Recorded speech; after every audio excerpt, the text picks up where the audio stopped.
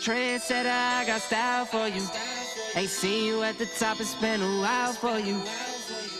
Big you up and they look down on you. Take one loss, no one's around for you. I won't stop, no, no, no, no, no, no. I won't stop, I won't stop.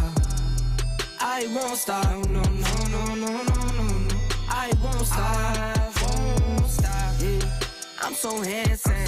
All in Carmine's with my Benz, I'm so fancy. No romancing. Got my baby and she right, she make you vanish. No time to play, got book dates. Had a plan, only had to wait. Always knew I'd make a way. Send a bill, they send a pay. Keep it real, keep the record straight. Keep it real, no time to fake. All authentic in my own lane. I am me till I'm in the grave. Trendsetter, I got style for you.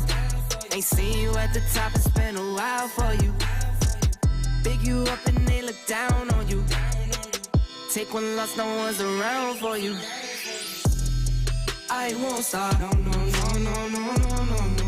I won't stop, I won't stop. I won't stop, no, no, no, no, no, no, no. I won't stop, won't stop. Ooh, never panic. Get a worry, send it up and then advantage. Yeah, I can't stand it. At all the way you move and see you scrambling. On offense, no defense. Still strong, no weakness. Used to say I wouldn't beat this. Now they wish they could beat this. Table set, now tables turn. God's plan, don't say a word. Know the price, cause I know my worth. My time, get what I deserve. Trendsetter, I got style for you. Ain't seen you at the top, it's been a while for you. Big you up and they look down on you. Take one loss, no one's around for you. I won't stop, no, no, no, no, no, no, no. I won't stop, I won't stop. I won't stop, no, no, no, no, no, no, no. I won't stop, won't stop.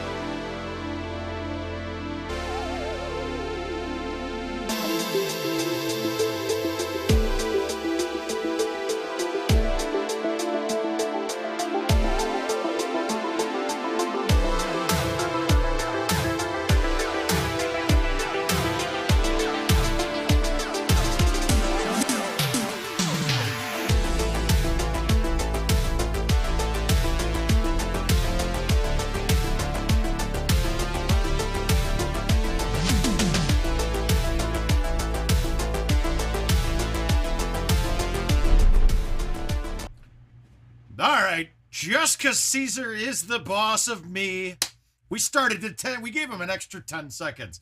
That's great, because that's all he can get from me is 10 seconds. He's too beautiful. But, guys, welcome back. Word of mouth. We got Norton Allen with nobody winning on my machine right now, so that's good to see. But we're back in action, guys, and I can't say today could have gone any better. We had a wonderful new ISP come in. I got to give him credit, too. I can already tell that they do business a bit differently. So South Slope in Iowa, the gentleman called me yesterday because he already knew the job was here today. And he said he wanted to just swing by and take a look to make sure he had everything he needed to do the job correctly.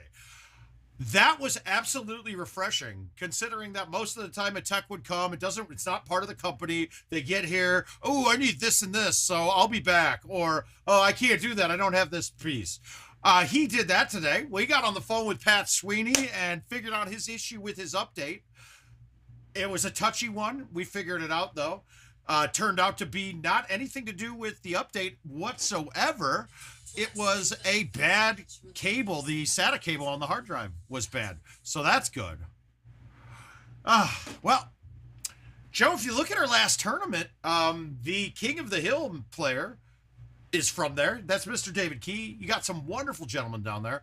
I'm a little bit partial to Jonathan Munn. And then we got Big Bad Ben Furlan.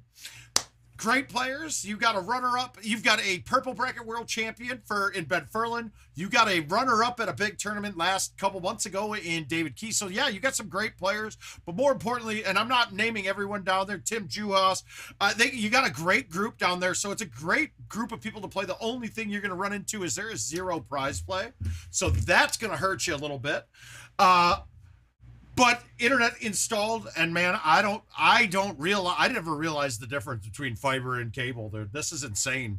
Just having the upload speeds be the same as my download speeds and have no issues with anything. Such a different feeling. It's awesome. I love it. We're going to start off with events mode tonight. Guys, get your invites in for 2022. I'd love to play them out. There's Ben right there. Yeah, I mean, it sucks that you can't play for prizes down there, but as the players state, it's good. The players down there can play a little bit. All right, so I haven't taken a look at the leaderboard. Last time I checked, we still had Mr. Mike Yeager at the top of the list. Non-homeowner getting to play some homeowner games. We can't let non-homeowners win the homeowner contest. All right, so you got CJ jumped in front of me. What the hell is he doing? He hasn't played a home edition game in forever. But we're going to dump in there right now, and we're going to knock these out. We need 2-betters and a couple 1-betters. Let's start it off with a bang. Maybe the internet will make me have better hole-out potential. I don't think that's going in, but it might. Actually, that's got a chance. It's got a good chance. We just started word of mouth out with a bang. Jason, how you doing? We already got the 1-better going. Let's get this thing going hard now. Lots of goodies.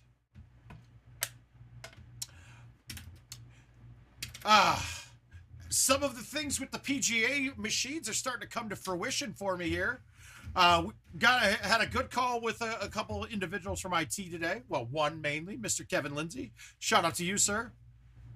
Jay Wilson, I hope you're watching tonight, but like I said it last time, but we really hope you're recovering well. We know you'll pull through it.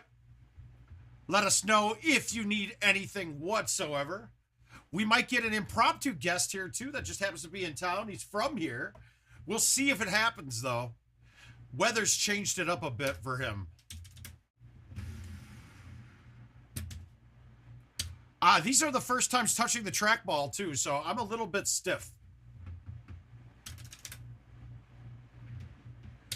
Build this house on memory. Okay, this is another hole-out opportunity. That's too much for a 6 and a right 4, so let's go about here. We're going to flip this with release. I'm not worried about it going wet, so that's good.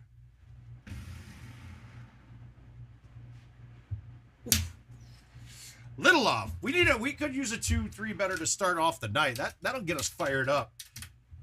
I feel like even my GoldenTee's playing better with an updated Ethernet or fiber connection now. That's beautiful. See the diamond in. I cut my teeth on. There's one error still holding out there from people's updates. Well, 2, and I think they're kind of related that I can't figure out. And that's those of you getting the CID can't be detected. Unplug it error. I'm at a loss, and so is support so far. We'll get it figured out. So if you're out there, I want to say it's Matt. Don't worry, we're going to figure it out for you, bud.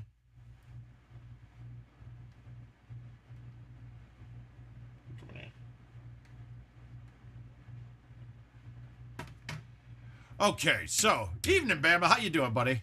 Scotty Nussmeyer, how you doing, buddy? Damn it, Jill. Well, so I got Jill. In case you're watching, which you are, I've got to.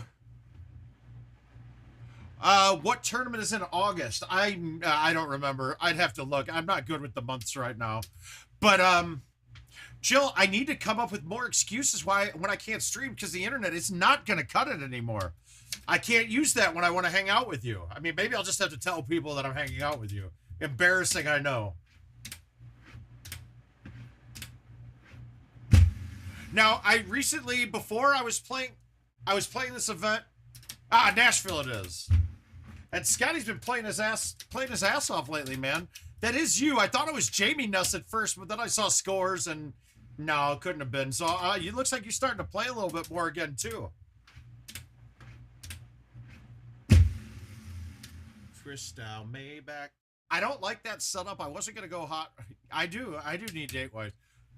Well, if my nephew doesn't steal her from me, what the hell is that? Royal. Actually, well done, Bama. You don't need my permission. No, it's starting to get more scary with everything because we're starting to realize like our relationship is a lot different than most people with their wives. Like we actually like each other. It's kind of scary. I know it's a little goofy. Did I hit it hard enough? Nope. Didn't need the low T there.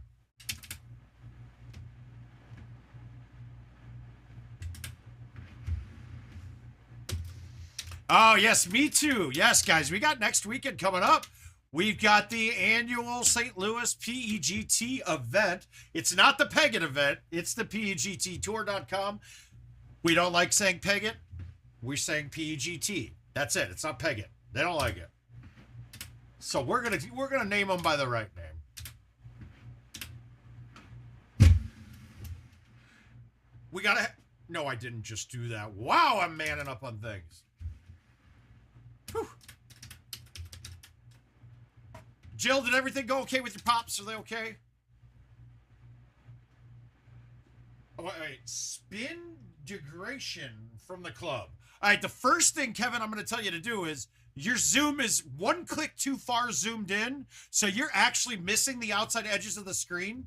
If you go to troubleshooting steps, screen size adjustment, make sure you can see the outer bar. And in fact, I'll do it after this. It happens, it ruins your set. It changes after an update. It ruins, that's one of the settings that gets pulled down. So that one, be sure to fix. But what do you mean by spin degradation per club?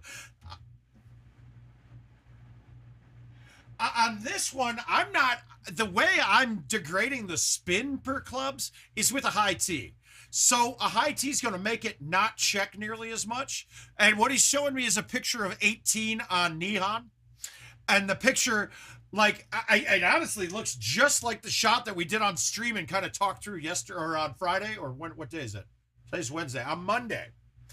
But so on a shot like that, I'm going to dumb down my swing a bit, not hit it full, because I need to hang that ball as close to the edge as possible and not have the spin make it move too much. So I'm thinking like any high tee shot, not even any, it doesn't have to be the club that's like, I mean, technically from that distance, I can't tell in that picture, it'd probably be a high tee 6-wood.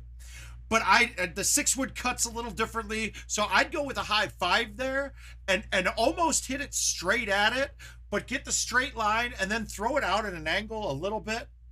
So I can get it to land softly with bite, but also not check and turn based off the cut. It's kind of going to just plop down and turn and trickle.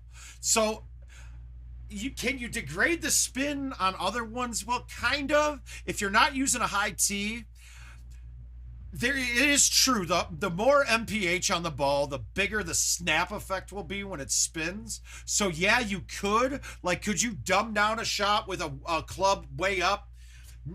It's something we would do in years past. Wait, you bit and landed it short. Hang on a second. Let me get a closer view. Okay, if you hit a high T 5-wood with bite, At 116, that ball, I can't imagine that you high teed it, Kevin. The only way that ball's biting that far, because high T5 at 116 should be landing about 265, 270, and that's showing you about 20 yards past it. Ain't no way that a ball with bite and a high T, even on an up 10 green, with an outwind, is checking back that whole green. I would have to say you did not have bite on that. I mean, you did not have a high T. You hit it with no high T, and that's why the bite pulled it in the water. That's the only thing I can think of on that.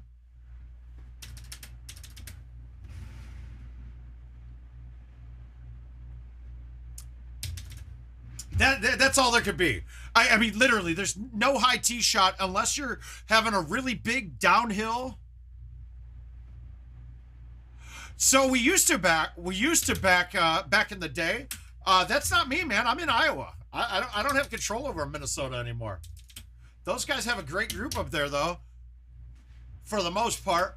So they can easily set one up, and they got a great vendor to work with too. In fact, a vendor that I went to high school with, which is the two twin brothers. Yeah. Yeah, that you could bite. Now that shot with bite and a medium T at 116, yeah, that lands 265, lands and will rip. That will rip like backspin on a setup like that. All right, so we got the overhanging tree on the right. So if I had to hit the 8, I'd be worried about the branches on the right. What I'm going to do here is I'm going to back it up to the right, and I'm going to low tee this. I want to release it. Yeah, I'm going to release it.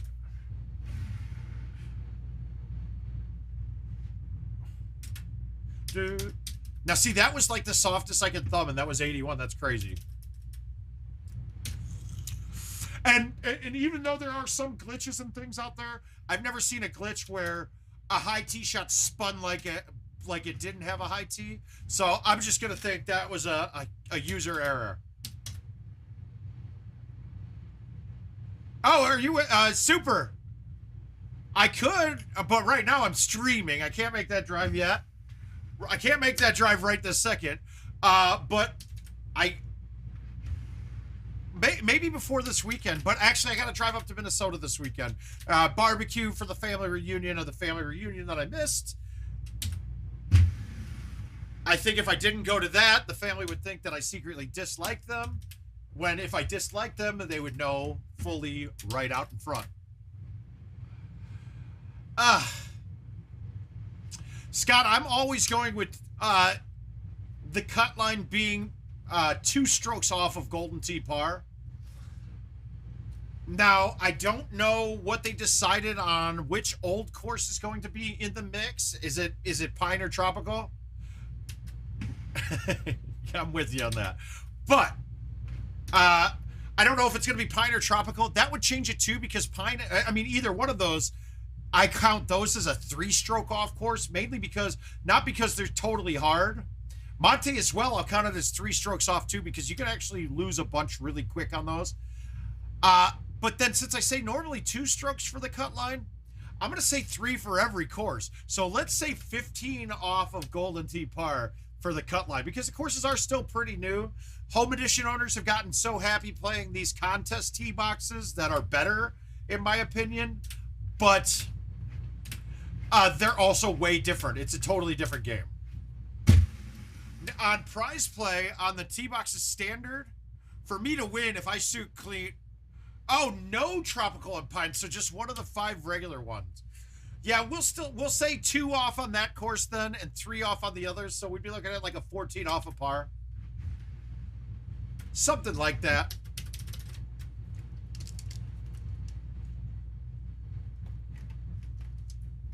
Now, mind you, if they decide to switch to the tee boxes that are out there on contest mode now, all bets are off. I can't give you an accurate line. They're so different. I mean, you could put up monsters. I think you've seen on the leaderboard, and that's another issue that brings, it's very, very easy to see now that game mode should have their each record for. Prize play, The fact that we have different setups and contests and different on prize play make those records almost useless and not even something to even look at, as well as the fact that they are still counting as daily scores will count as records as well. Hey, Mike, how you doing, bud?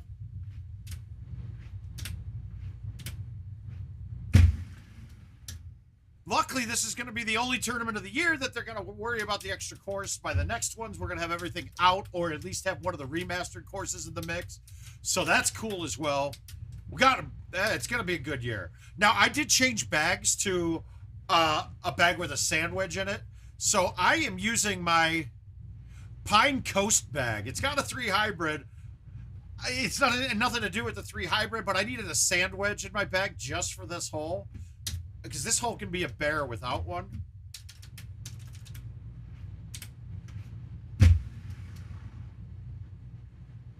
Oh, come on!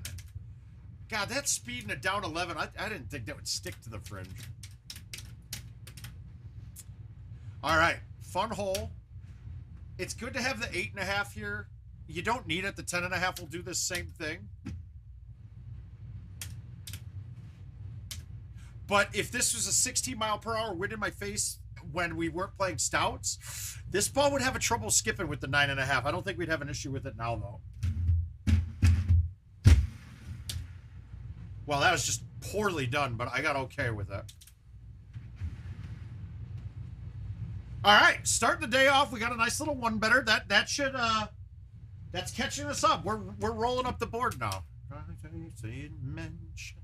Guys, if you want to see some 2022s too, shoot invites out. Anything, doesn't matter. I'll accept all comers. That's a terrible thing to say, but King, I thought King was gonna be here testing shit and trying to see if he can beat the connection now.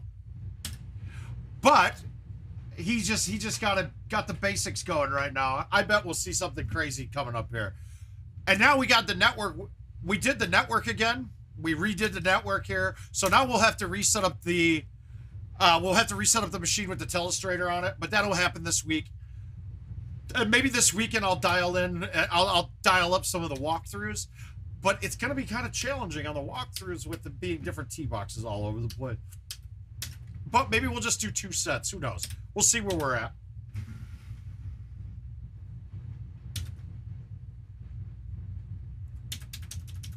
Well, thank you, Alex. I totally did not mean to hang that out. Normally I have a left 4 putt from the hill in the middle of the green, and I hung that out a bit too far. All right.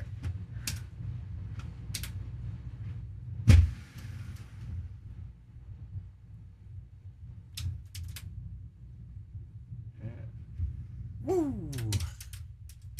All right, let's see what we got. Dimension.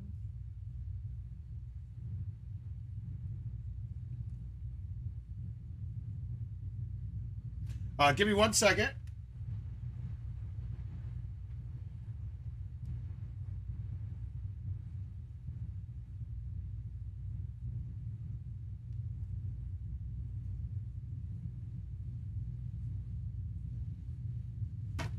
All right. Well, that got answered anyway.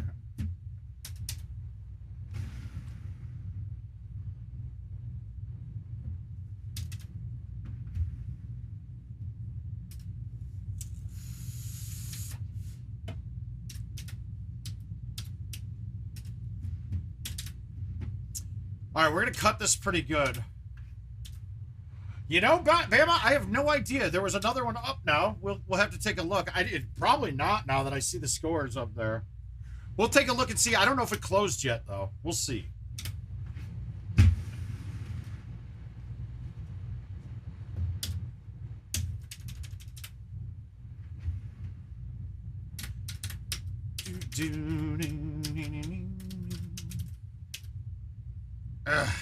Now I wish I had my 4-iron, because that's a perfect snap thumb 4 backspin. Let's see if we could dumb the 9 down and get it to back up enough.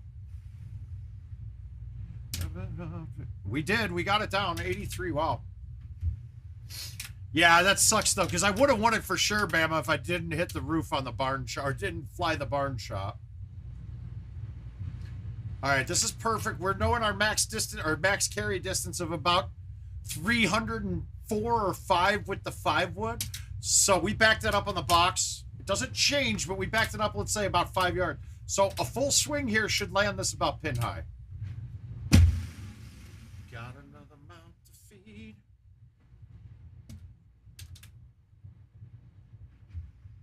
Caught a good straight 180 there, too. Let's see if we've got any penders here that we can accept. Just a kick swing. All right, let's decline. I'm going to decline all of these old ones for a second. Oh, no, cancel. We'll accept it. What the hell? They're just random courses. I was hoping to get more 2022s. It's 1986, yeah. Now.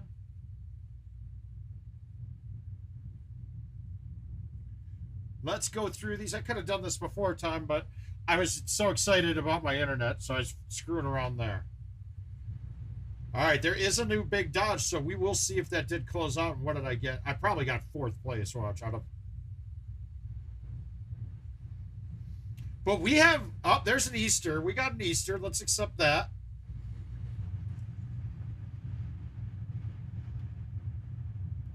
And then otherwise, I got no more 2022s to accept. So if you guys want to see some, let's get some invites out there. And let's look at closed for Mr. Bama here. There they are. I got 2nd for $40. Leppy Rock shot a 32 on it. Oh, they fixed that now too in closed invites. You could click the name. Fuck yeah. Why, thank you, Aiden. Yeah, Aiden, I hopefully I didn't insult somebody that was sitting right by you. But yeah, that would have been silly. In fact, I should have told you to do it because you'll see it won't install anything. It'll just sit there like, why are they, I wish you would come up with a message. Sir, you're on 22 already. Why do you have the 2022 update stick in your machine? Please remove. All right, we're gonna get kooky here. 1, 2. I'm gonna do this. Let's see if this works. Nope. I'm not a full master. That's about right, but it works.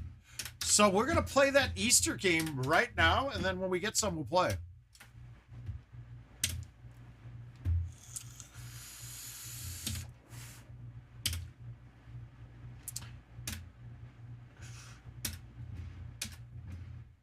All right, let's see what we got. Let's see if I got other ones than Easter. I just accepted an Easter. We'll see what we got there. I'll deal with winning the event on my own time, not for your guys' time. All right, we got an Easter, we got a Hollywood, we got a Petra. The first call was for Petra. We'll do that first.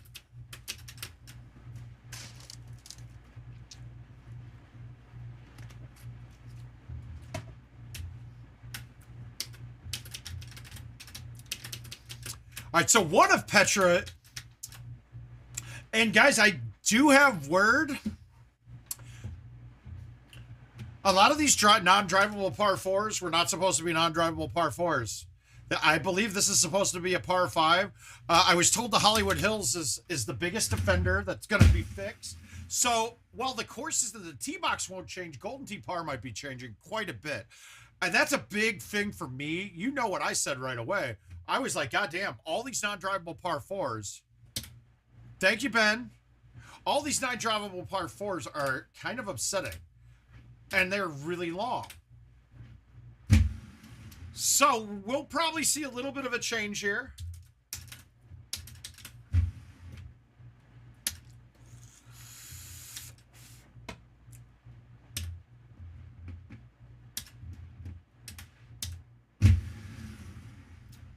Wow, I murder bonered that. I did have a talk too about the patch that is pending. The pending patch that's going to fix the 9-wood or make it even between them.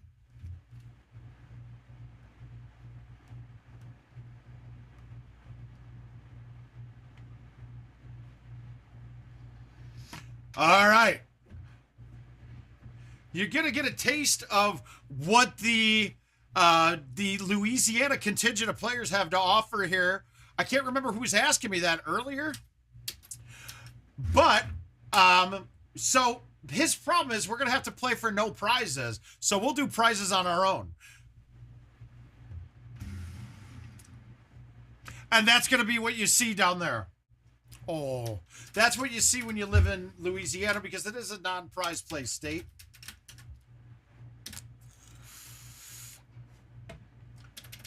I'm not going to work the ways around it. So this hole's been kind of driving me crazy a little bit lately. I keep getting through too clean and ending up in the rough, off the edge. So I'm switching to the 10.5 and then cutting it into that left wall. And I've had no problems with that. When I was doing that with the 8.5, I was hitting that left wall, and the release, the ball was still having too much sauce to get down, and it ended up being down in the sand. I'm sure that we'll come up with a way that you could just crank it right into the wall, but I haven't figured one out yet. As of right now, just hit it smooth. Don't hit it hard, because if you hit it too hard, that ball's going to bounce off it twice and then kick back. It kicks back. Bama, they are going to be in the next patch with it when the patch comes out. There are a couple little issues that we found on the patch, so we don't want to send out something that's broken. I mean, I keep saying we, but they found, and they don't want to send it out with anything broken on it. And I think the broken part of it we had to do in events not giving the same tee boxes on everything, so they're working it through it. You see that? You don't have to hit an O-bird. You can baby cut any club, really. I hit a 6-wood under there yesterday. Unlike most of us home edition owners, the only contest games I've played to see the other tee boxes was the first night, and then on Monday we kind of looked at the differences between them a bit. Guys, I just feel like everything is running smooth. Life is turning to be smooth now, and I love it. Also, don't forget, anybody here, we still got about 60 tickets left in this raffle that we're giving away 2 Golden Tee machines in it. Pertinence for that are, it's going to be a double blind draw. We're going to have Jill draw ping pong balls where someone else has the list of people that randomizes the numbers on it. So there's no way to cheat it, nor would I ever anyway, but just so you want to be certain and safe, the machines are both going to be the 2021 commercials. If you keep them as commercials, you'll be the operator, and you'll have to set up getting the update done, yada, yada, yada. But if you're buying it to become and entering the raffle to become a home edition, luckily Adam and Kevin thought it was a good idea to give me 2 more home edition updates. So we will have those available. So you'll just be able to update. You'll be having a home edition 2022 machine. All hardware I've checked is up to date. One of the machines is an orange deck. One's a green deck. So the orange deck has a one model older video card, but there's no functionality loss with the 750 Ti. So you won't notice a difference at all. I haven't done physical benchmark tests with it, but I have 2 machines at the bar. One of them has the 740 Ti and the other has the 1050. And you don't notice a difference whatsoever.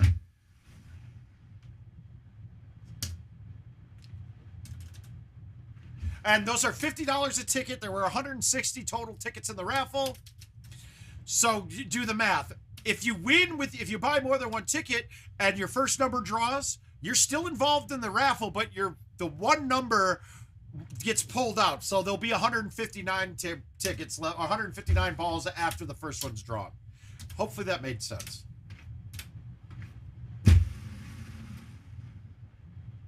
Oh.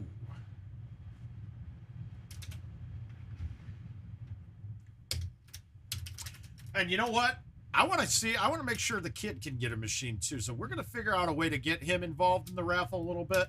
It's also why I went from $100 tickets down to 50s, because I figured it'd be easier for people that want a machine. That's the goal, guys. I want somebody to get the machine that doesn't have one and probably shouldn't be spending their hard-earned money on one. I want to say about 110. It's an estimate, though. I'd have to math it out a little bit more, because somebody wanted their name at the bottom of the spreadsheet with the tickets that they bought. So I accommodated him. He buys a lot of tickets too, so I make sure he's happy with it. It's funny too, because he's roughly at every raffle that we've had, he buys about 1/3 of the tickets and won about 1/3 of the value.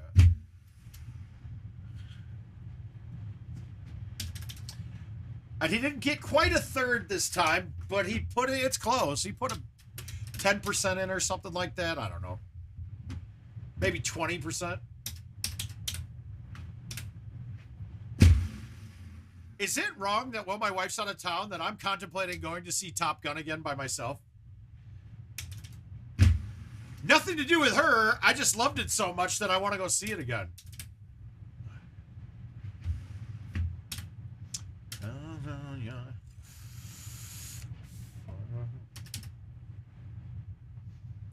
Okay, so now we've been doing another shot here.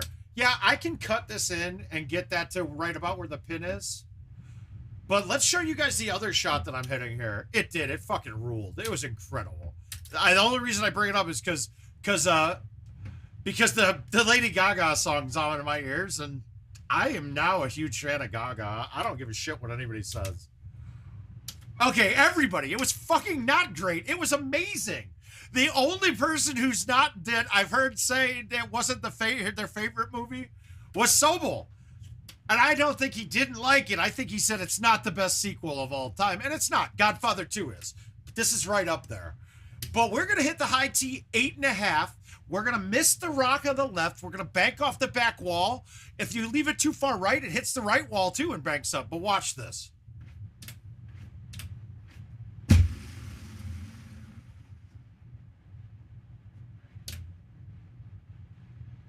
Guys, it's so repeatable. Now, I'm sure there's probably a little piece of that wall that has like a weird part sticking out. That's probably now the 15th time I've done that, and it has worked every single time. I thought I had shot of the week earlier on it. I thought I canned it. The double wall in the hole, it just missed, though. And remember, that's going to be a shot with roll. With backspin, it doesn't come off the wall straight back. It'll kind of go up, so it'll come back, but it'll land farther away than if you just hit a straight shot at it. We're not going to hit bank shots off of walls unless we're getting into a better position. There's no sense in doing that.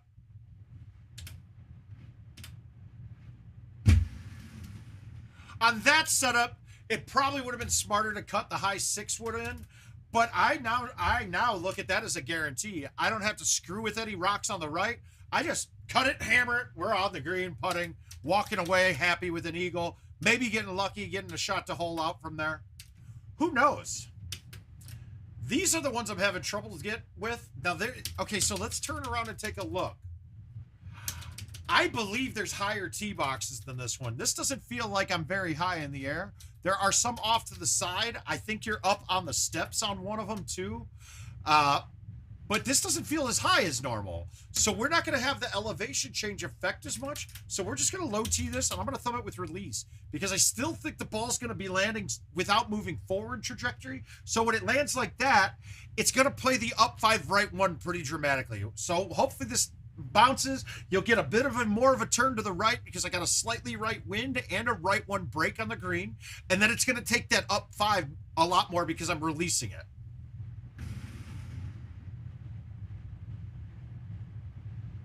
I mean, kind of just like that.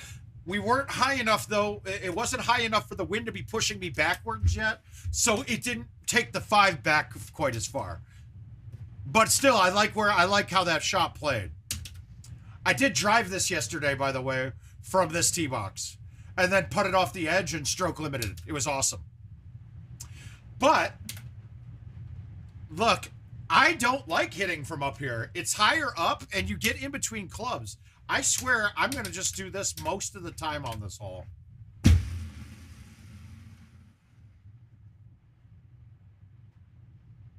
Yet to be put in jail from down here. Look at this. That's perfect. Fucking perfect. Listen to me, goddammit. I know what I'm talking about.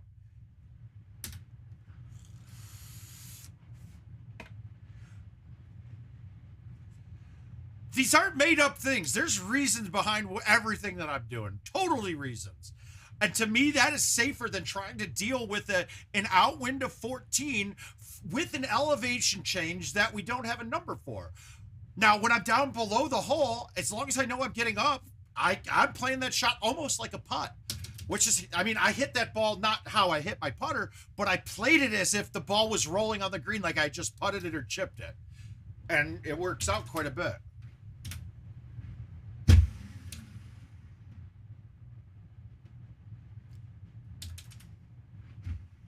Go river, shut your love till the brain start to shiver. Okay, so now the natural thought here, right, would be to move where I see the pin better. But now I've changed the angle of the cut. If I try to cut it through there, it's a much harder cut. So if I go over here, though, my cut is so much easier. Little bit of cut into the gap. Nothing to worry about. So now I don't have to snap it. I made the hole bigger based off of the cut. The gap in the rocks got smaller by looking at it, but on the flight of the ball, I just made that shot a lot bigger of a hole coming through. We got a pin on the top right. I would contemplate going through the chute here. You're never going to make the ball going down the chute, and it's going to land at best the middle of the green. It's hard to keep it closer than that. So I would end up with, let's say, let's see what it's going to be. Like an up 4, left 9 type putt. Not terrible, but from 50 feet, we might be in between. So we're going to use the island. At very worst, I'm going to get to that same spot. But I have a chance of shaping the shot in with the spin on the ball to make this get a lot closer. I can play a full A1 in from over here then too. And I'm not relying on bounces off of rocks. And that's a big thing. So I'm going to go. Yeah, do I want to bite this? Do I want to hit it with nothing? I'm going to hit a full A1 here, so I'm going to be able to snap this ball up there, right?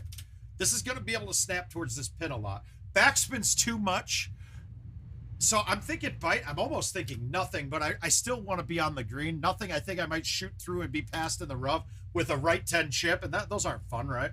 Let's try it like this, though. Actually, I'm okay with this. I thought that wasn't sand. I thought that was rock, but it's sand.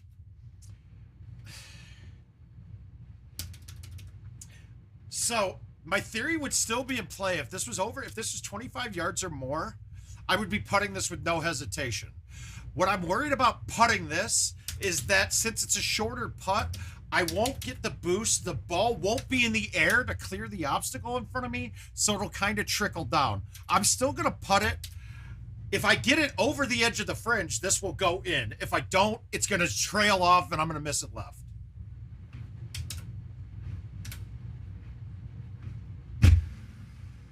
And I didn't. So I played that I was going to get it. But if you notice, that ball barely got out of the sand. It might even hit the sand on the first bounce. So in reality, if that was a match and that was for me to, if that was for me to win, like if I was up one with that and they had an easy putt for eagle, I still putt that. If I was tied and they're putting for eagle, I would have chipped that. It's not gay. I agree, Mr. Pritchard. All right, let me get these games going with Ben. We're going to play these out. Oh, my internet's fucked up, so it's not recognizing my fingerprint. That's it. Let me get these bad boys going. I'm sure I got a few here. All right, pending.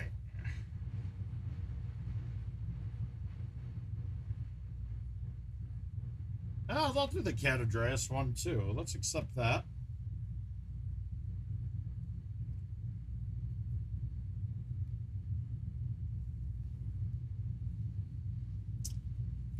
I was more worried about, I don't think I've ever gone to the theater and seen a movie twice. Actually, that's a lie. The Lord of the Rings Return of the King, the last one, I actually saw that twice in the theater. I saw it the day it released as the original, and then I went with a young lady friend of mine back in the day before the beautiful Jill Muklewicz came into my life. But we went and saw it. I made her do the trio of all of them. She basically fell asleep for 3/4 of them, but I didn't care. She was fine. All right.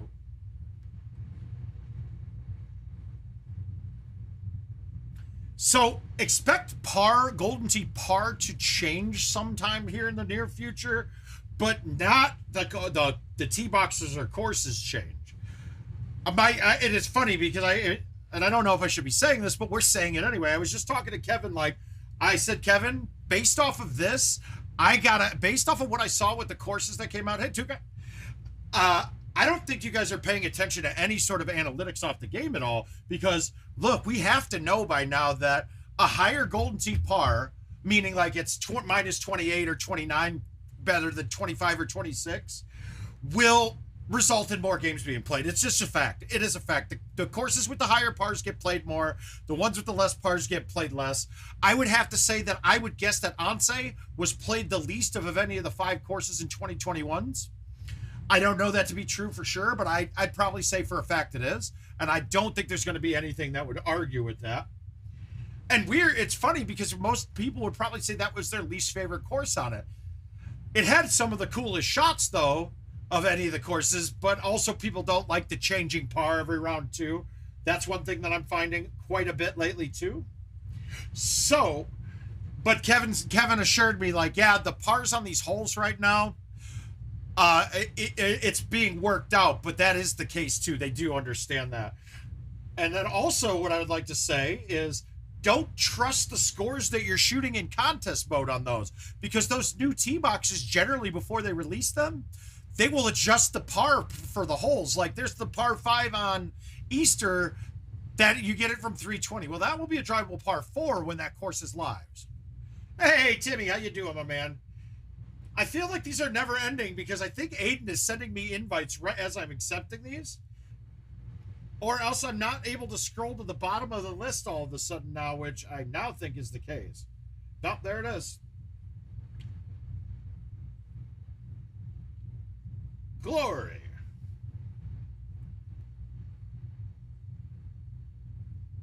Petra. And was there one more? No, I believe I got them all. Good luck to everybody, man. Good evening, Ben. How you doing, buddy? Oh, he sent me 8. Oh, he wants 2 cycles. Oh, let's do it then. One shot. Everybody knows the rules.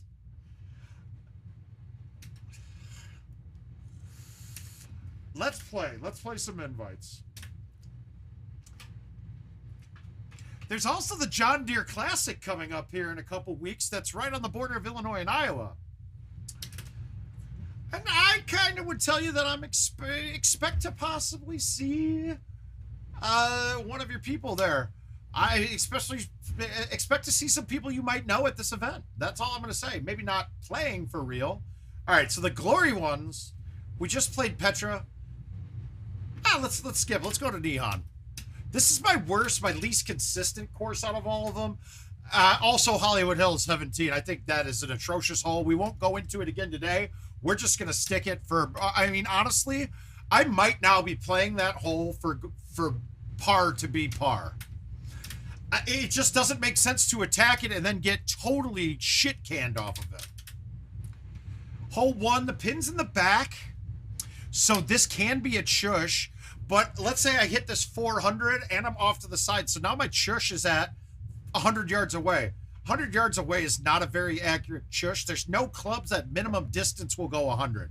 The minimum of the 8.5 driver at 35 miles per hour, you're looking at about 60 yards. So that means you're going to have to hit it harder, which also means you have a chance of variance on it a bit. So we're going to sit back and we're going to lay this back and have an 8 or a 9 iron in. If that makes sense to you guys. Yeah, Ben, I think I am too, man.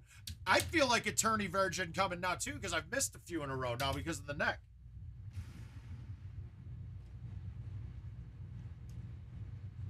Boom.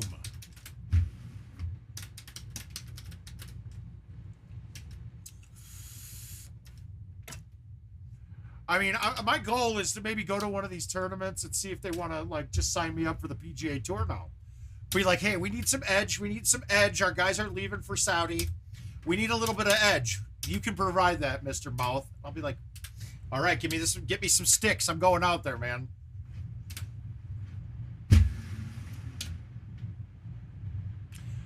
But we got a lot of big things coming, man. I'm excited. I'm super excited. I don't think you guys can tell it by how I'm talking. I know I seem very monotone, very mundane right now, but I'm super stoked, all right? Just know that.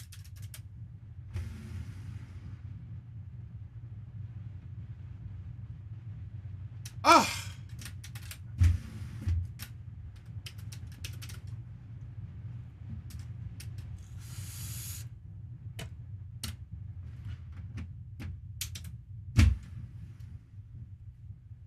I'm for St. Louis, Ben, I'm just deciding whether I should drink or just make sure I'm healthy with my painkillers. I don't know yet.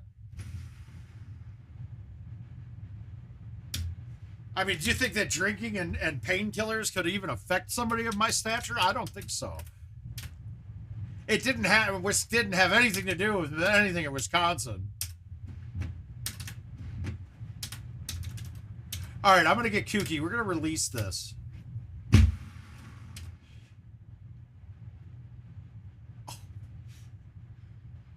Oh, God.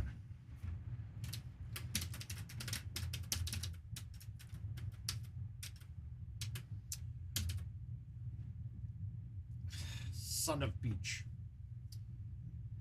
All right. Mathing this out, this is a setup I could probably drive the green. The problem is I'm getting over that. I'm going to hit the green on a fly, and I'm going to bounce way over and have a chip from back in the mulch most likely. Is that easier to make with water in place short than it is to thumb a 9-iron in at this? No. So my answer's simple here. Yes, I could drive that. I will not have a putt if I drive it, but this one I have a chance to hole it out.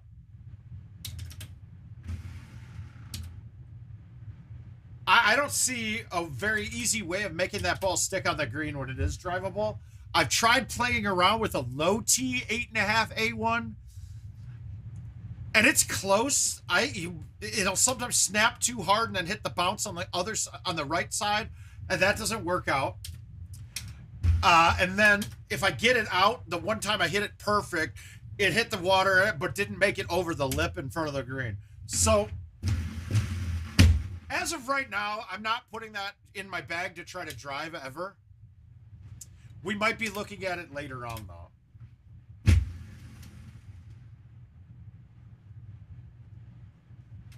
Yeah, Ben, it's a good idea, but, you know, I don't want to be sore. I don't know. We're gonna have to be in peak physical form for this tournament.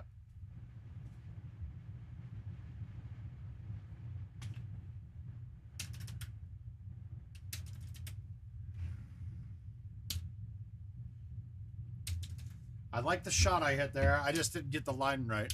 And that shot, honestly, the grid would have helped me on, because I would have known if I pulled it back on the box straight. Now, we're going to play this the way that I've been playing this.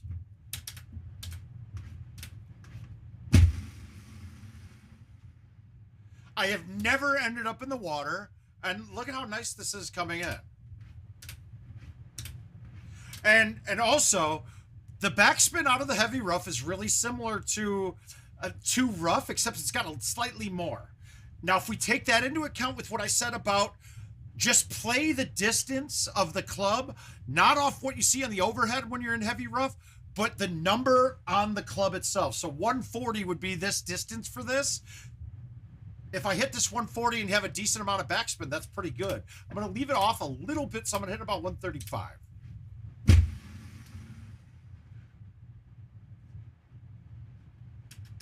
And 135 probably makes that go in, to be quite frank with you. As you get closer to the top end of the miles per hour, you're getting less yards per mile per hour. So that one would have added only a couple of yards. For if I hit it 35 instead of 30, then I'm only going to add like 5 yards, maybe 6 to it. Now, when I'm breaking this down after the fact, I'm not thinking that way, not thinking that in depth about the yards per miles per hour, but it just gives me something to talk about.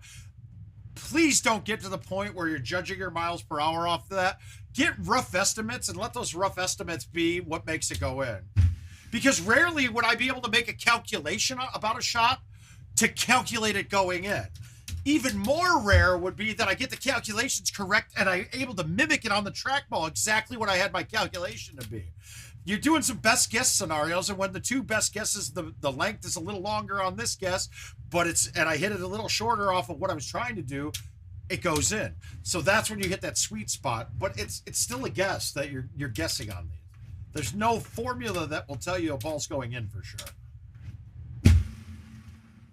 And the formula gets a little easier and your guesses get a little more accurate by playing stouts. That's all this is. Demon. I like to keep some things to myself. I like to keep my issues strong. It's always darkest before the dawn. Okay, my shot here, I've always gone left to right, and I like the low T 10.5. And I like to hit the ball harder. Ooh, but you see, that was a kind of a whiff, and that was still perfect. I mean, it was almost perfect. Gonna set a horse in the ground.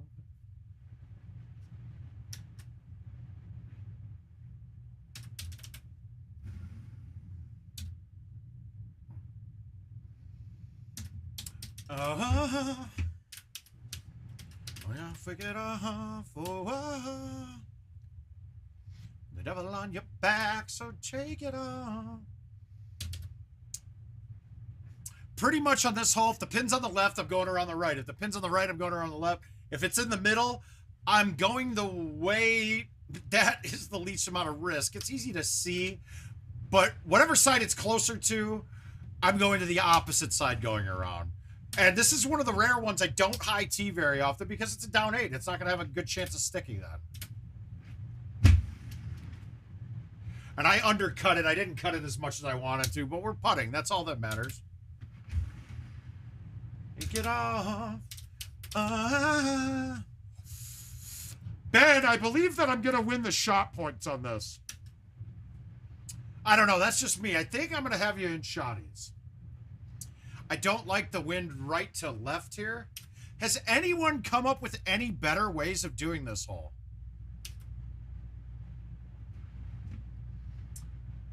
I mean, can you just high tee this and clear that bunker and be in the rough? Holy fuck, what am I doing? Why haven't I thought of this before?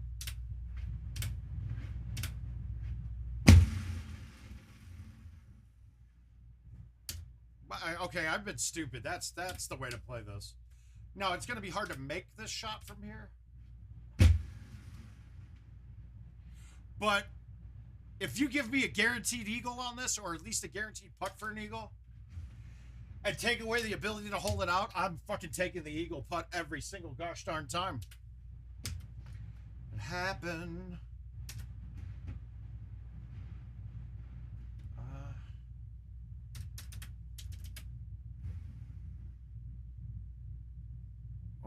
More points.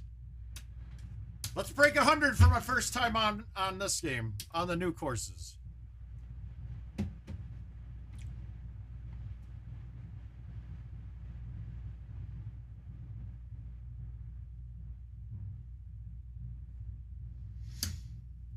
All right, so if there was nothing in front of me and I was going straight at this shot, I'd be hitting a high tee 5 or 6 right at it.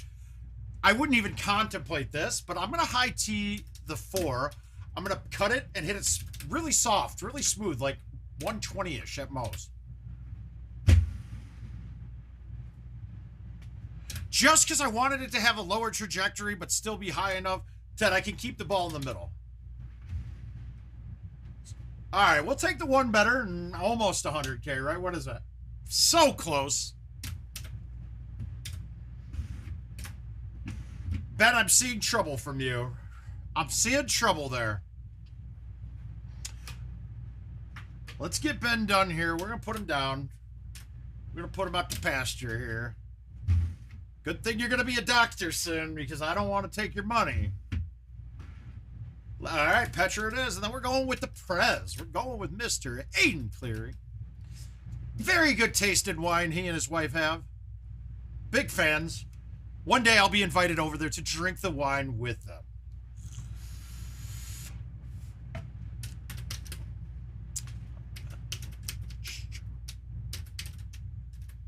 All right, Petra. Yeah, so this, I believe, is supposed to be a par 5. And honestly, I don't remember a time in history that we've had a hole 1 be a par 5, which would be great. That would be something new.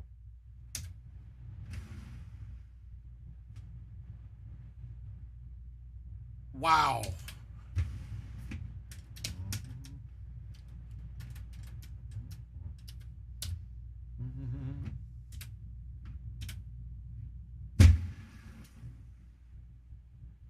Love can hurt like that. Oh my God, Aiden. Unbelievable.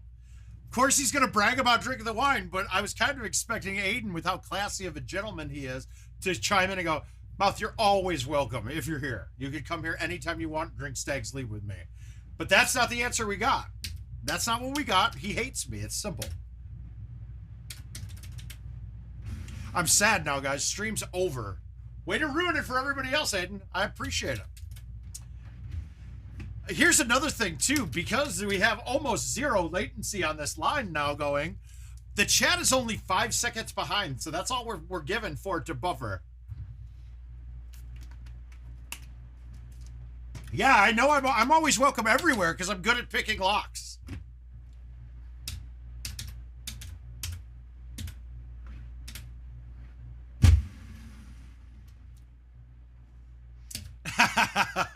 Hi, Puff. How you doing, buddy?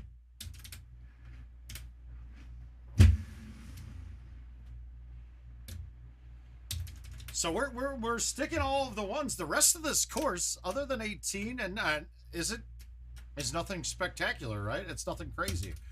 This one can be challenging, but as we learned before, it doesn't matter. As long as you cut it a little bit, you can go with any club. Oh!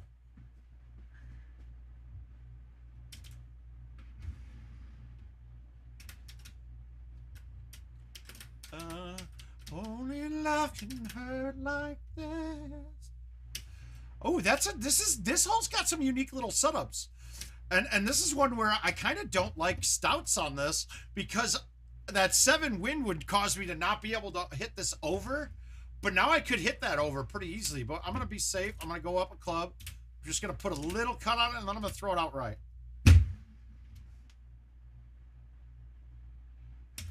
Almost left it short with that, but that's okay. We're good with that. Only love can hurt like that. Home edition contest players, you know that there's other looks on this, but from the tee box that we're getting in prize play and on invites, this is the only shot to hit. You don't want to go all the way up in there, from what I've been told. I've never done it yet. I've never been up in it.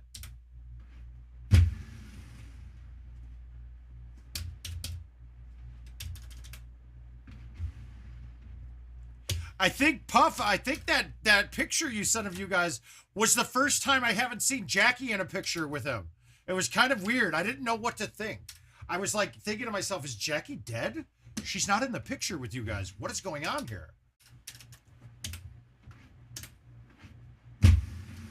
If Jason ever came to a Golden Tee tournament and Jackie wasn't with him, everybody would be hugging him like, I'm so sorry for your loss, sir. Never knew you to. Now, how are my thumbs? That's a little higher. We're gonna try to snap thumb this and get it to the pin. I'm looking for a 1-hop and in, or a 1-hop just past the cup and then coming back.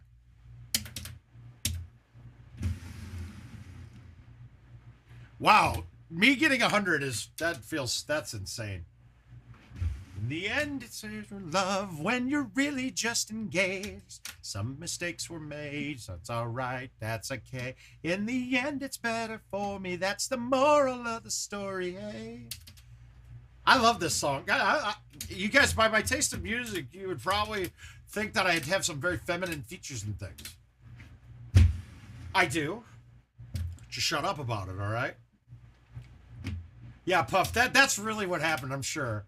Anybody who knows all you guys. Wow. Mother, she said, where'd you find this guy? I said, some people fall in love with the wrong people sometimes. That's all right. That's okay. Think that you're in love when you're really just a gay. I mean, anybody who's been around all of you. Aiden could probably get away with that.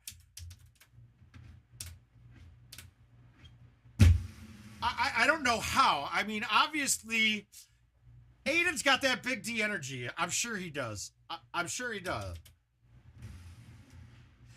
I mean, he's like Pete Davidson pulling Kim K in that relationship right now, dude. It just doesn't fit. It just doesn't fit one bit. Never to have loved at all. That is just your load of shit.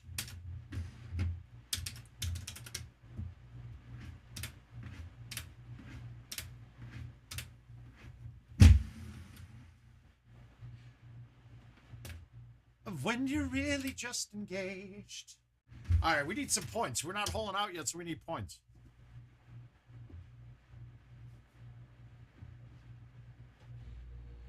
That's wow.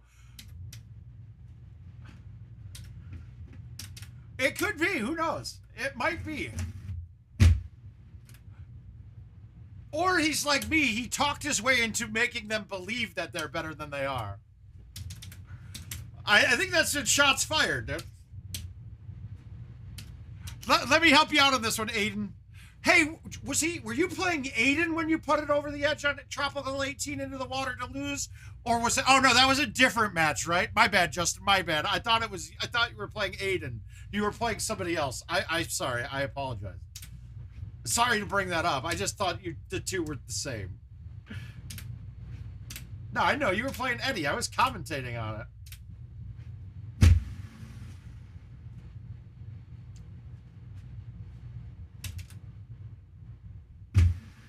Absolutely do, but I also have techniques to remove it now.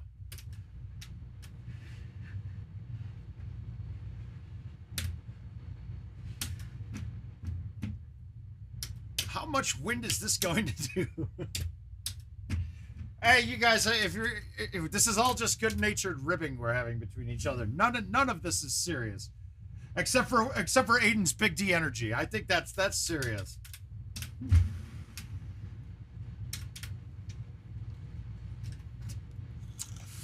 Yeah, I do, though. It's all over my trackballs at my bar now.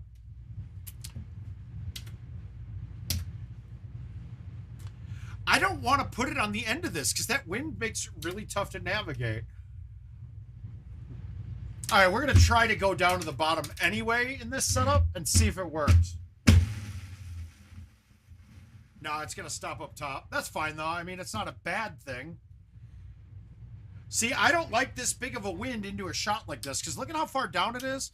It's not terrible. The problem is if I roll this ball doesn't roll. It's not going to go up the 8 at all. It's going to take a bounce and then follow the break of the green. Kind of like when you backspin a ball into the bottom of a tiered green, how it gets there and almost rides the ridge. Well, there's no ridge that we're seeing here, but there kind of is, and we don't want that to happen. So I'm actually just going to hillbilly rip the shit out of this with release.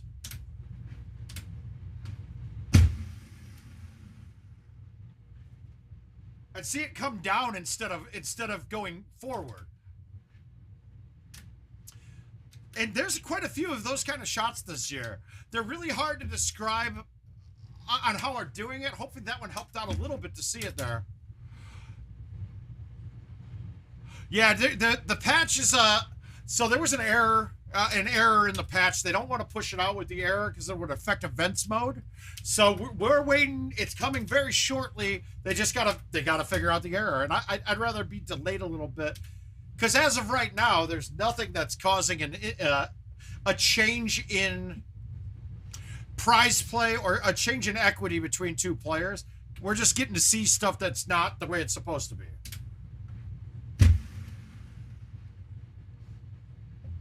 I mean, it would be like if Maverick didn't die at the end of Top Gun. Like, if you saw a version of that where he didn't die, you saw the wrong version.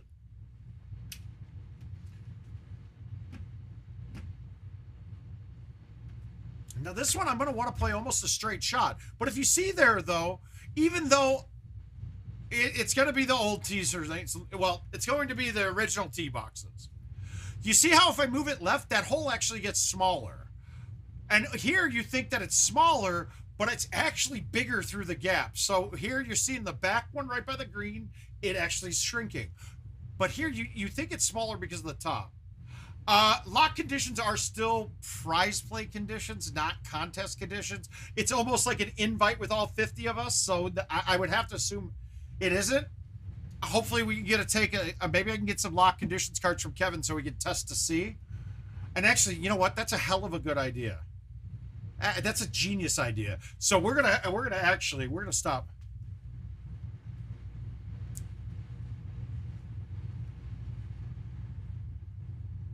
Let's see if we can.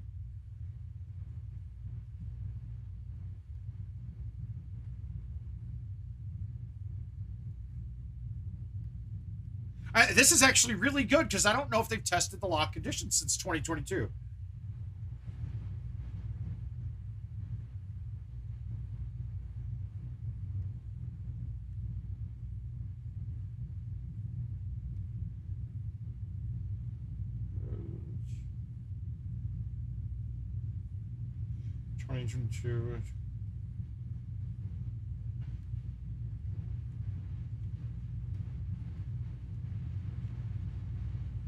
All right, done. Yeah, great call there. What was I doing here? So do I want to high tee the 7? God, that's a poke then, and then I gotta hammer it. Let's go with the high tee 5, and we're just gonna smoothie this through the gap.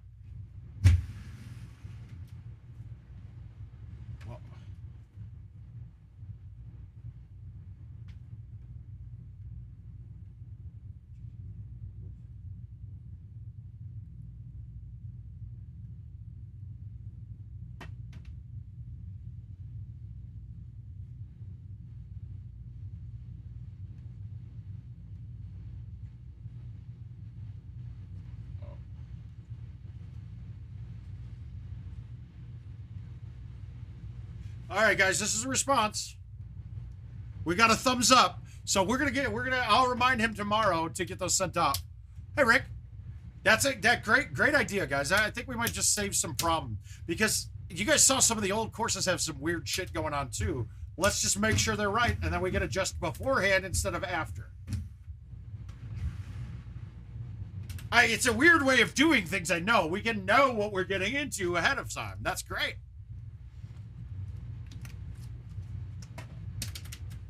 All right, so first thing on this, all I do is look where the pin is. Pin's at the bottom left. That answers it for me. The only shot to play from here is to put it on the island.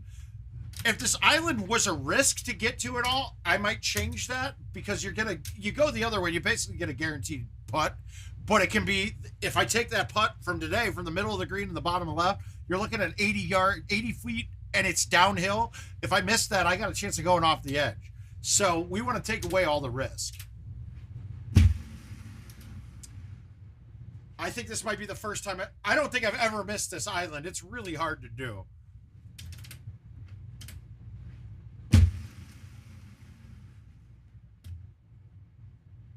Well, that's one way to play 18 right there. Boom. God damn, Ben. What, Ben, you caught me at the wrong time. A happy mouth plays some goddamn good golden too. All right, happy, excited guy. I'm ready to go. We're ready to do it. Now let's beat up on Aiden so his wife doesn't have to.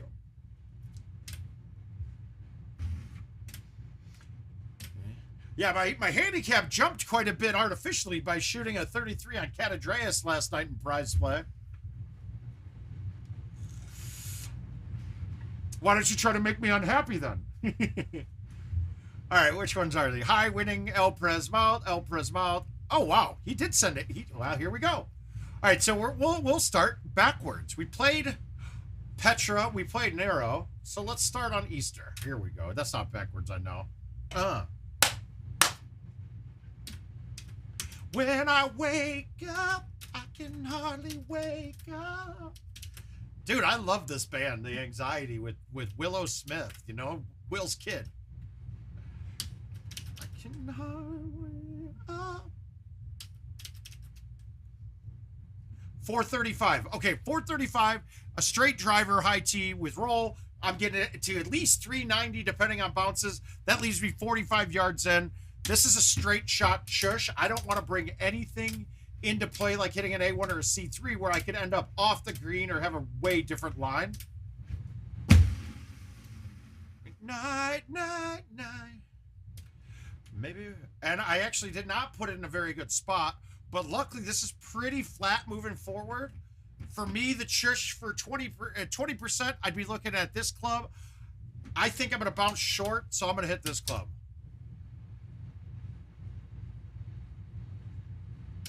I'm going to take a look at that tonight. I haven't had Jill here, so but I'll take a look at those tonight or tomorrow morning, and we'll figure it out from there.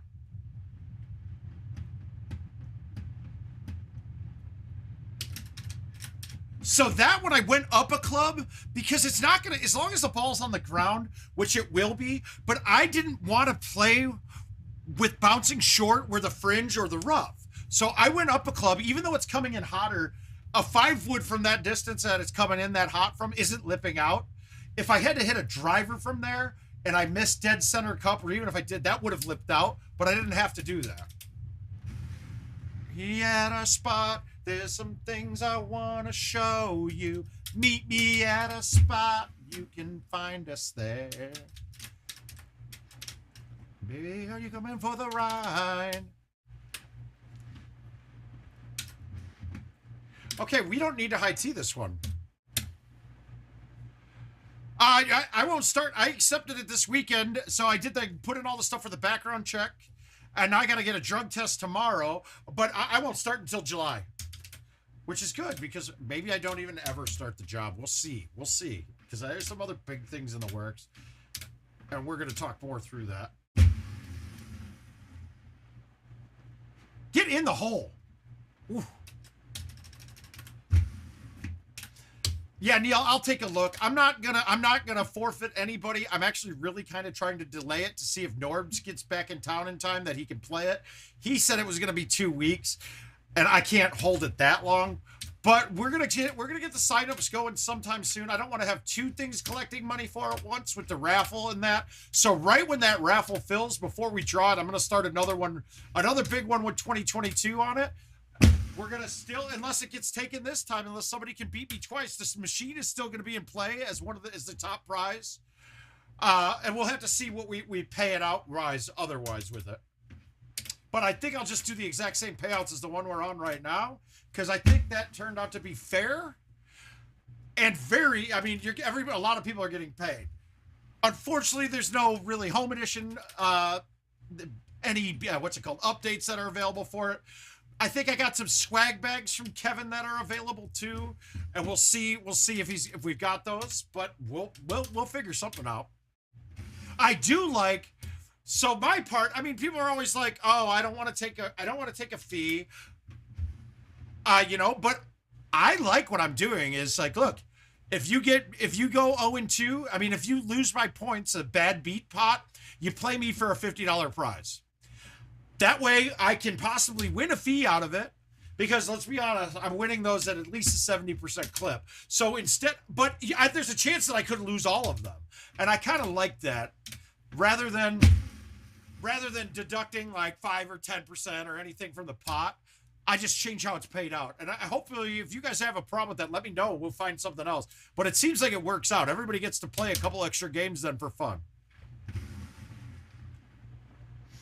I've been trying to stream those every chance I get, but a lot with the internet and everything lately, that wasn't good. Now I got no excuses. We're going to do a lot of shit live. I mean, we got the other room set up behind here for some others. No, we don't. Jill won't even kiss me down here most of the time because she's scared that King might be watching.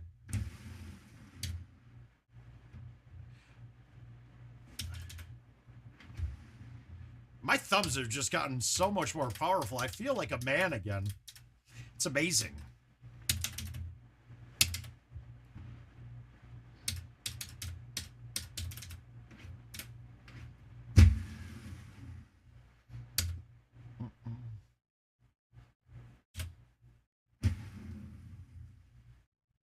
maybe we can hit the 4-5.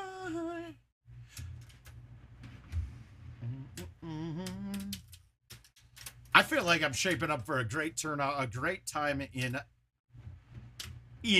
the wonderful St. Louis, Missouri.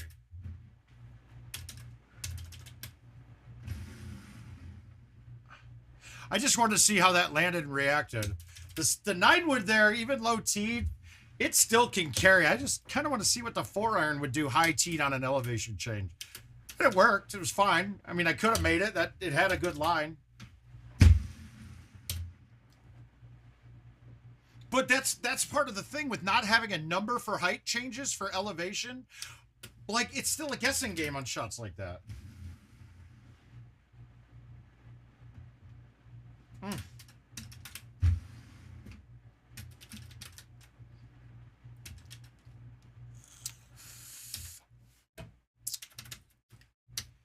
God, for how excited I am, the chat doesn't seem to be following me along here, man.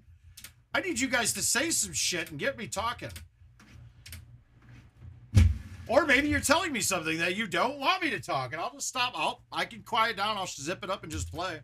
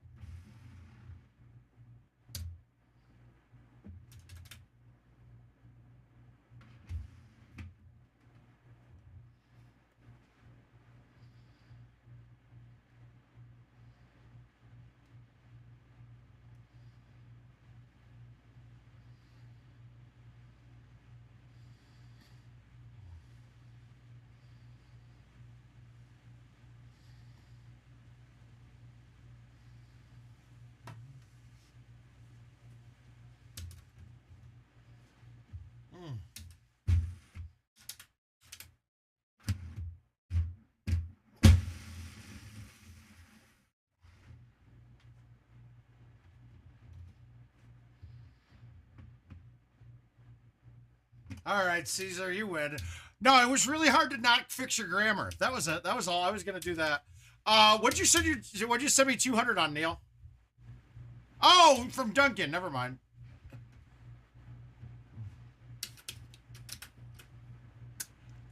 I speak with my scoring, dude. I speak with the scores. That's all I do.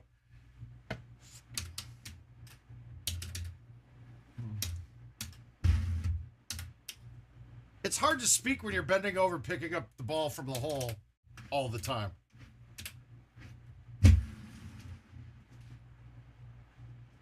Ooh, that felt good.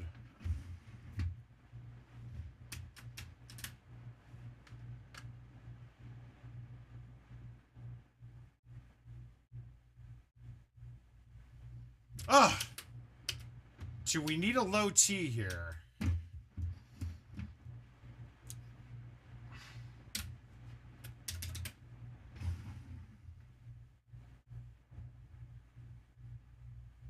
No, we did not.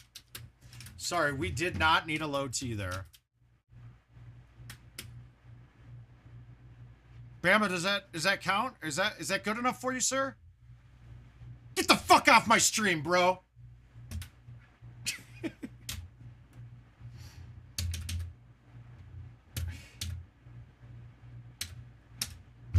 All right, we're going to go to hole-in-one to double eagle. God, this is going to take a poke.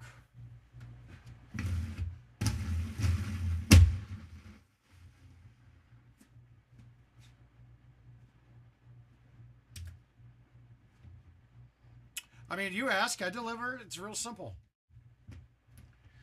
Pay the man his money.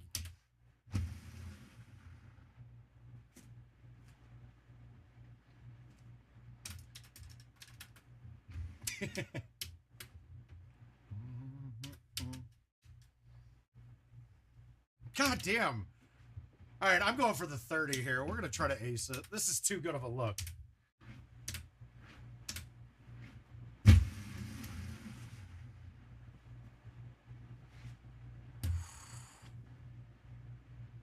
I mean, that's pretty fucking close, guys. God damn it.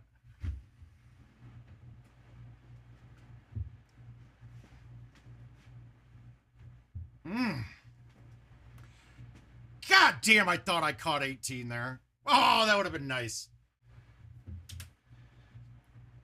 So what do we call that? Is that a 3-better? Is that a 3-better or just a 2? I mean, I chushed in on 1. That's 1 better because that hole is not drivable. Then the ace, then the other chip, and that's got to be considered a 3-better. It's got to be. Hurts they are, buddy.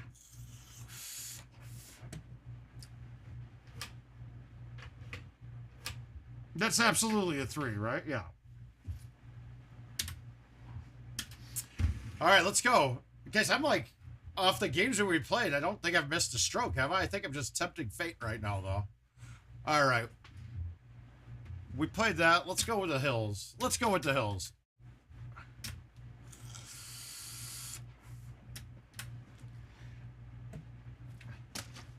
I tell you, though, guys, I playing at home was getting tedious with the internet fucking up all the time. Because I know me as a person, I hate that shit. I absolutely, I can't stand that stuff. I'm technical by nature, not as technical as, let's say, a Richard King, but I am. All I'm using is technology. Favre, Rodgers. Okay, I personally hate Aaron Rodgers now, and it has nothing to do with play. I think he's an arrogant fuck. I think he's a liar. I don't like I used to like and respect him and hate him because I was a Bears fan. Now I just hate him. I think he's a shitty human. And you're in a sport to be a team player, right? And yeah, you're the quarterback and you're the leader, but you make up shit to try to trick the NFL into thinking you were vaccinated, okay? Then you kind of make everybody think you're not going to play again, so your teammates are worried about it, wondering, all sorts of things in flux. Maybe that was just an outward show, but he's the kill. Rodgers is the kill. I'll fuck Favre and I will marry Charles Woodson. No love or difference between Woodson. No, I respect him as a player. I think he's a shitty person, though. And honestly, I wouldn't want to be on a team with him as a quarterback. I would absolutely get out of there. I would. Even though my numbers would suffer not having him. Like Davante Adams is not going to have as good of a year.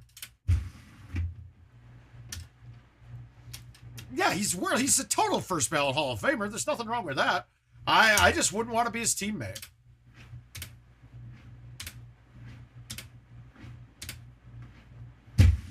But, and I don't even find that that didn't bother me much at all, because he's not lying. He lies on a lot of other things, but that wasn't it. I don't know. He seems prima donna-ish too. Like shit it's only for everyone else. It doesn't matter to him.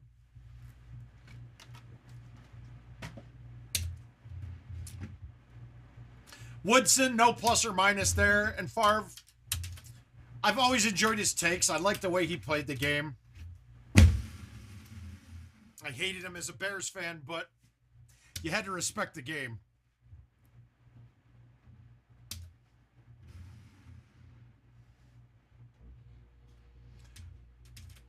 I'm just curious to see if Davante Adams is as good as he is because of Rodgers, or is he really that good? And I think it's a little of both.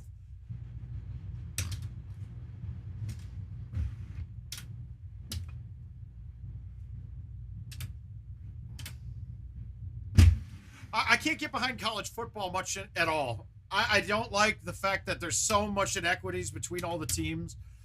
I thought that the paying players thing, I thought that would make it better, and I don't think I've seen anything else, seen things happen that did. I would love for a historically black college or university to be able to pay and get the same talent as the other schools would. And I don't follow it enough because really I hate the playoff structure.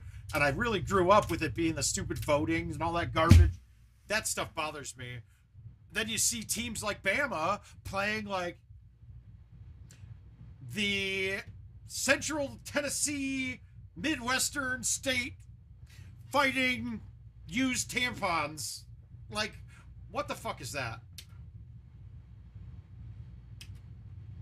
That's not an issue to me, though. I think that's a good thing, because then it gives everybody a chance to do it, which it's still not going to. College football to me, I think it's a pretty terrible sport. Yeah, to me, I just don't like it. I don't like having non-equal teams and people not playing on a level playing field playing each other. I would think that they could make more divisions in college football, like make it like there's only 30 teams in the pro ranks, let's say, like, you know, something like that might interest me. But the way it's set up right now, it's kind of a joke. It's a fucking scheme to fill these huge stadiums. It's not real competition in my mind. And that's just one man's take.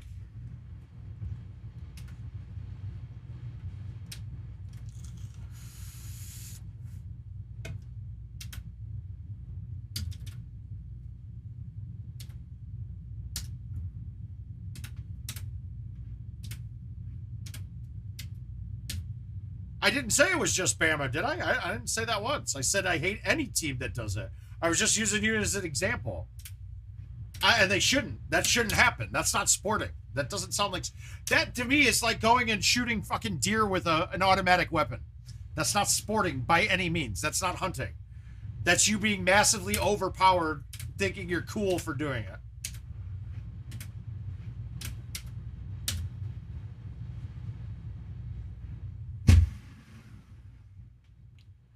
Now, see, I could adjust to different rules if everybody was on an even playing field, and it's just clearly not.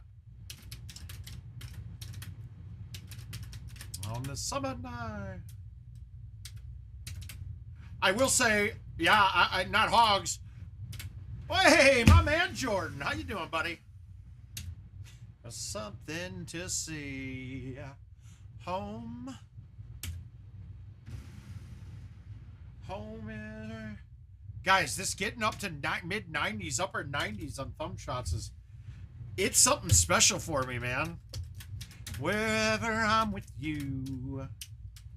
Boom, bum, bum, bum, bum, bum, bum, bum.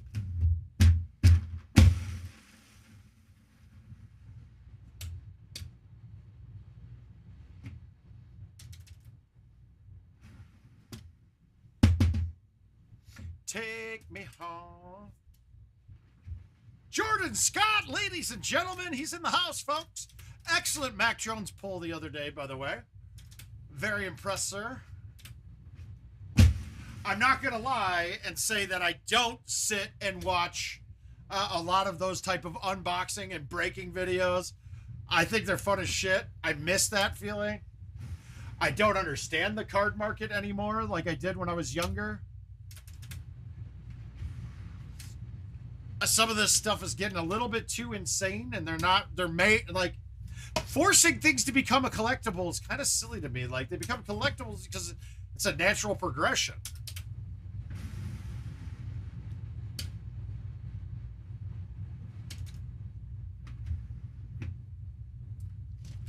Home.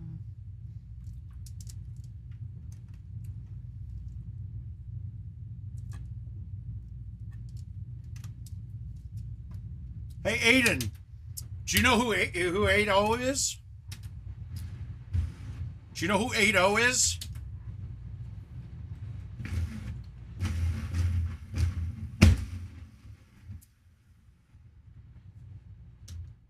It's me. I'm 8-0 when we're done with these invites.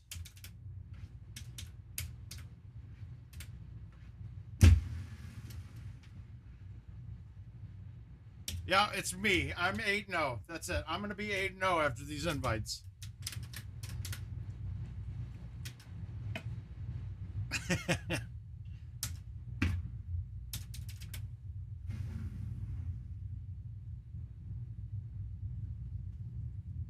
No, I don't.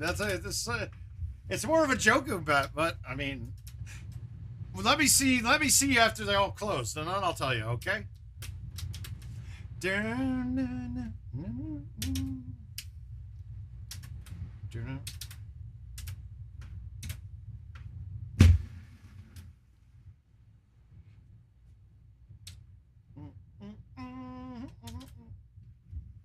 Oh, by the way, guys, the 6-foot high clears the tree on the left.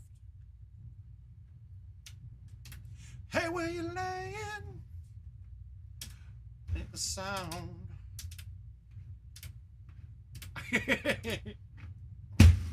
No, we'll have that info, and then we'll just get the odd. We'll change the odds based on it. All right.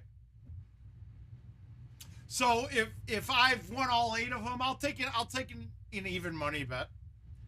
If you win a couple, I would need like at least 50 to 1.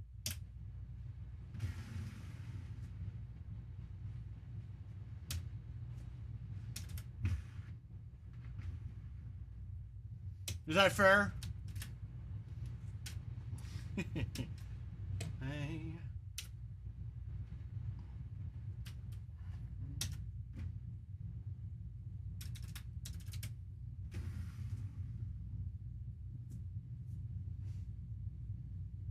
Yeah, see this? This is stupid.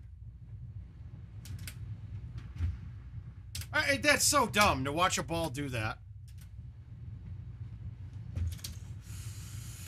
Your sex is on fire.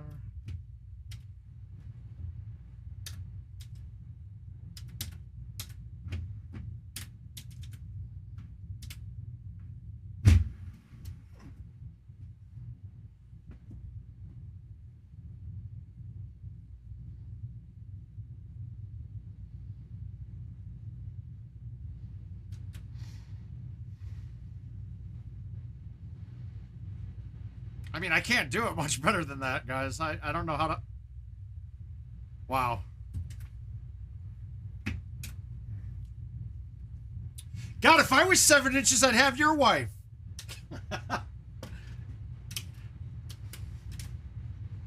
But instead, I'm 10 and I got a way better one.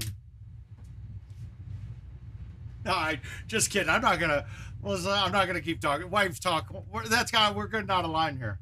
I haven't talked to your wife for more than a couple of minutes. You guys have all seen Jill.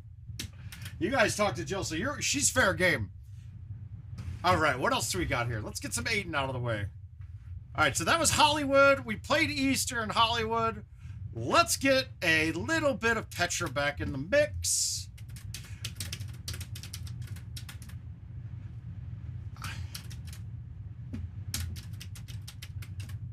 I gotta say, if I can magically play like this in St. Louis, I don't see me losing a match. Hi, Shannon. Does she know I always joke about you leaving her in the parking lot to go play Golden Tee with a bag out there? And like, what the fuck is going on here? How is this beautiful woman sitting in the parking lot by herself with luggage while her husband's playing Golden Tee? Like, this is insane, dude. It was surreal. And then I hear she's really smart, too. And I have to say that, Shannon, I can't really think that you're very smart if you're married to a man who leaves you sitting in the parking lot with your luggage. I don't know. I mean, that has to be a deduction of some intelligence points right there.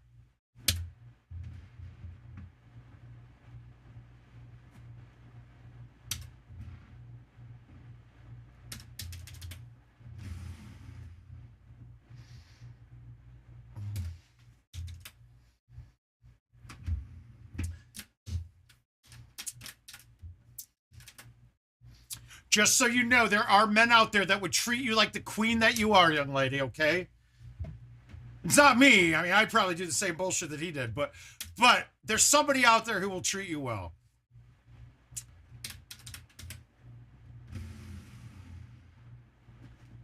Somewhere. I don't know.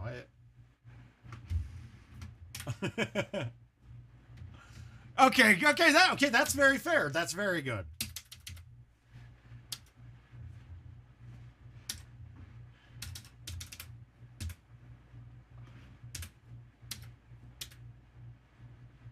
Oh, Jerry, that sucks. Hey, Regan.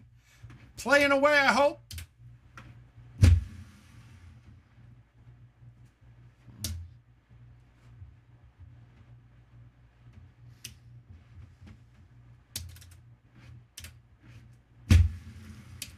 Well, Jerry, here's what I got to tell you about doctors. My doctor said I'm not supposed to play Golden Tee in a neck brace.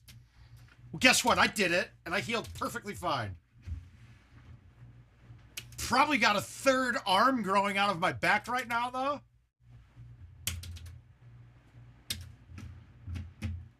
Heart's a little different. Like, I'm not going to die because my neck surgery hurts. Your heart goes done, you're in trouble.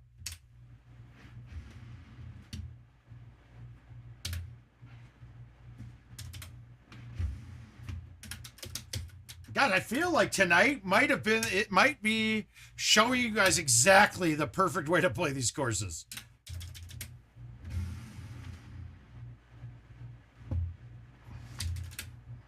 I'm feeling really good right now. Oh, there they are. They're feeling good, dude. I mean, like, seriously, we're gonna have to get some Aflac going on here. I know we got some insurance guys in this room. We're gonna have to get a little policy put out on these bad boys.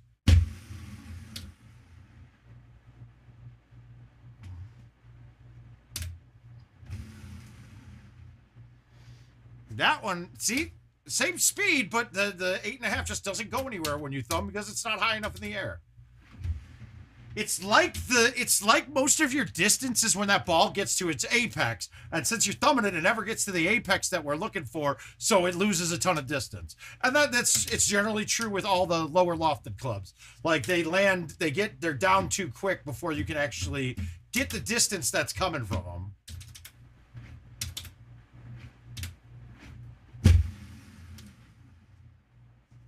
I hit that way harder than I had wanted to.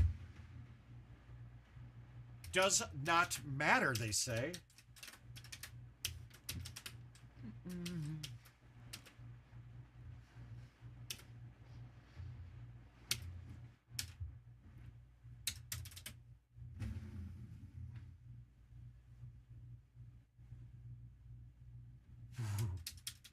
Dip, duck, dodge, dive.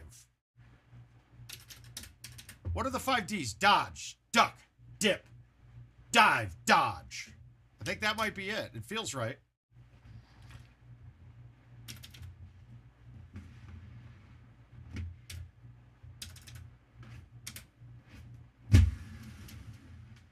I gotta say, in match play though, or at the tournament, or in prize play, if you're not confident with the cut that it's lining up with, you should use a T right now. I agree, Craig. You can use a T on this. It's easy to stick this, but if you miss it, you're in Scroodsville.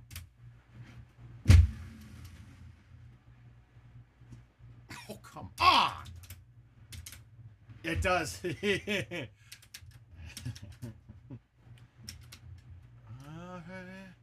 Oh my God, an Arby's commercial just came on. Arby's is probably the best at making their food look good on TV. It never looks like that when you get it, but it actually still tastes pretty good, so that's a win.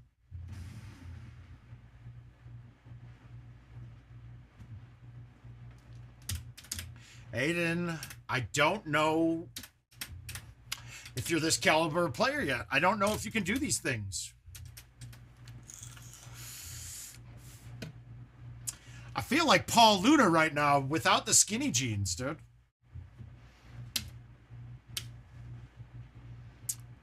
Invest in for a card. I'm going to go with Luis Robert of the Chicago White Sox. I think he's going to be something special.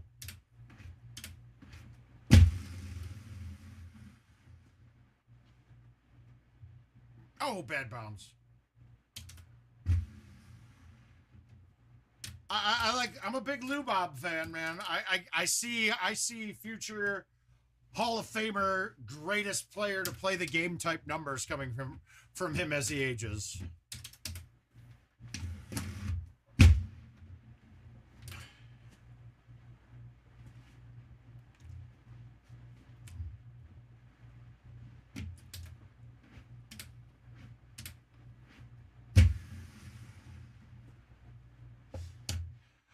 There's a couple of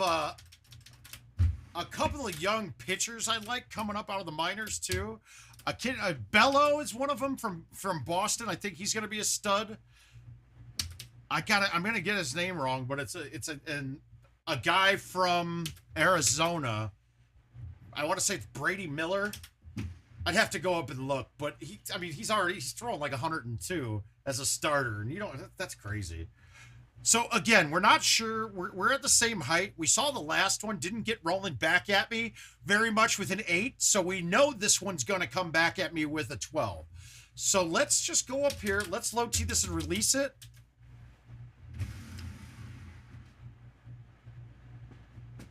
And I hit it harder this time than flipping it. So I didn't get as much back play as I wanted on it, but obviously safe and gave it a chance to go in. Let's get a second hole out. I'm gonna say I'm calling a hole out here.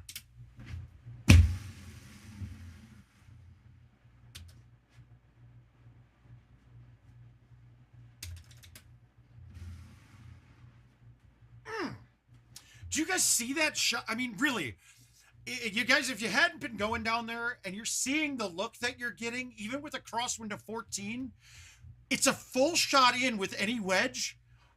You don't have to play the wind nearly as much, so you're only playing the break of the green most of the time, and then adding a little bit more for the wind. It's such an easier hole out from down there.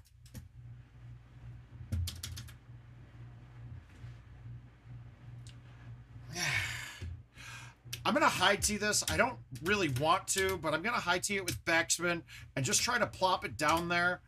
The play I'd want to hit is hit the cut just right with the bite shot with the 6, hit it hard, hit the bottom of the green and have it snap up.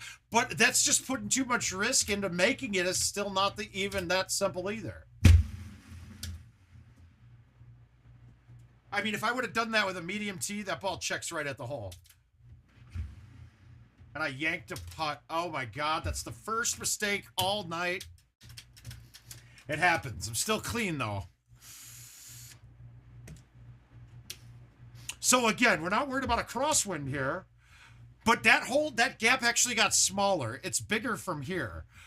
Now, the issue that we're going to have is we can't really get at that pin. If I tried to cut it to get to that pin, I'm bringing that wall at the end in play. So we're just going to stick it. No sense in screwing around. Just hit it up there, high tee, backspin. It won't check hard. You got an easy putt. To make that shot, I probably would have been looking at a double bank, but I haven't played with the banks much. I do not know if they are open or closed. Pins on the right, on the left, and we're not going down the chute then. I suggest you guys to take a shot and put it down the chute a couple of times, just so you have it as a bailout if you ever need it. Or if the pin is set in the dead center of the green, because it pretty much ends up at the dead center of the green most of the time.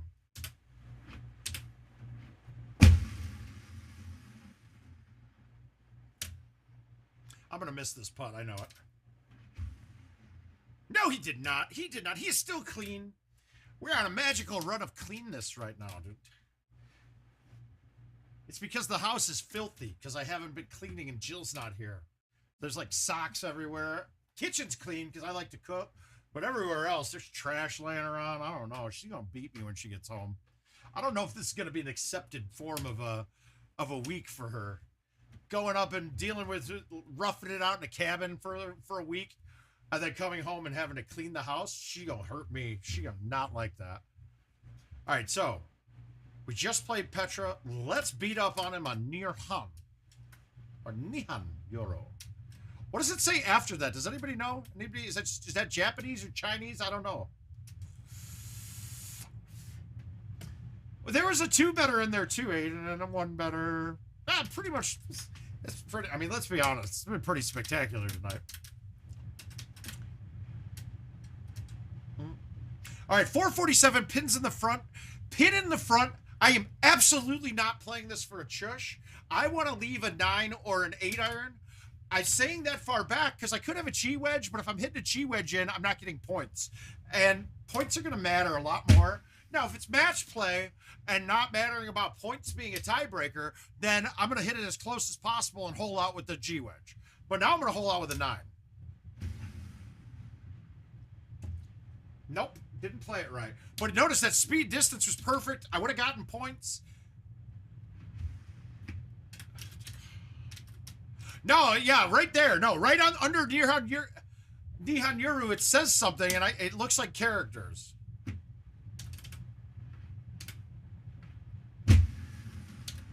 I messed this hole up more than I'd like to admit. And honestly, the chushing in on hole 1, I'm such a low percentage compared to the times that it's cost me a stroke because I hit the edge and then I have to chip again. It's probably not my best play to even go for a chush on that.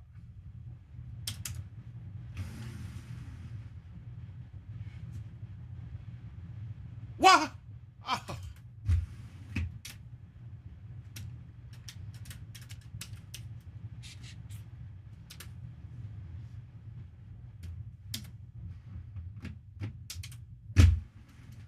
I put that back in the middle too much.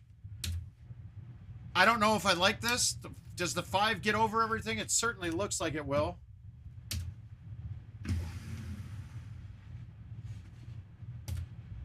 $101. What am I doing with these thumbs, man? This might be a new day of dawning in my game. Oh, Michael. Yeah, no, not today. Sometime this weekend. We'll see. He had weather plans messed him up a little bit. He's in a town called Solon right now. Like Aiden, so long to your money, buddy. Hey, my man Gino, how you doing, buddy? Michael, too. My God, we're chiming in all at once, guys. We got new internet, so your chats are only 5 seconds behind me now. I mean, my chat is only 5 seconds behind, which is awesome because that makes it a lot more fluid for me. I'm not going to lose my place, but please, if you are asking about a specific shot, we're past it already. You didn't get the chat in there. Just put the hole number and kind of a description because I don't quite know the holes yet.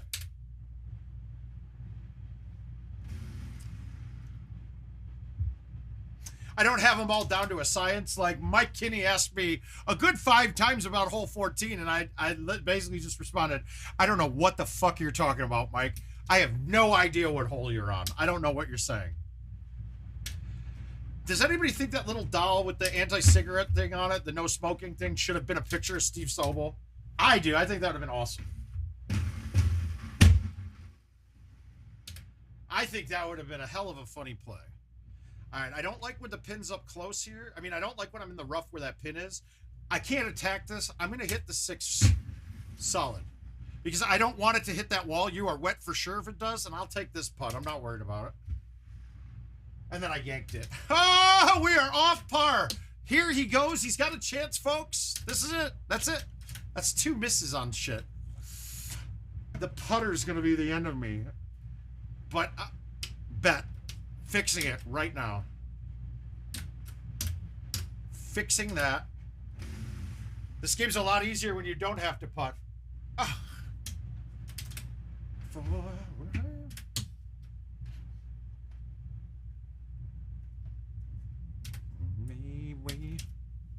All right, where's the pin? It's tucked up short. We don't have to go too deep down this. You don't even need to high tee this, but I like getting it up a little closer. Oh, shit, I didn't cut that enough. I'm in trouble. Nope, we're clear. Ha-ha. Now, is the 9 going to get up too quick? We're going to just hillbilly rip the 4 with bite because mulch is not heavy rough. It's a little bit less forgiving than heavy rough even. You get a little bit less backspin too. So we'll just make sure we get it on the green and make a putt. That's the key.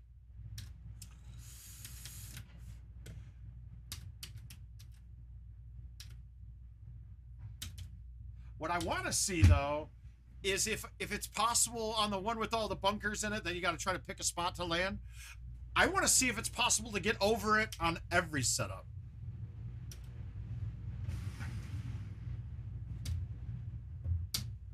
Just a cloudy day, way.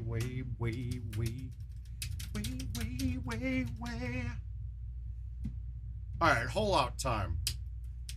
I don't like the 4-iron, too low a trajectory. This is too long, so we're going to baby cut it in.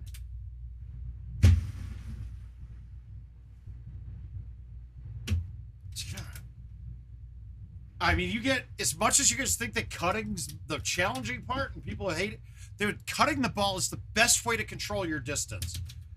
It really is. If you, obviously, you're not going to have a club that fits perfectly for every distance, but once you learn how to do that,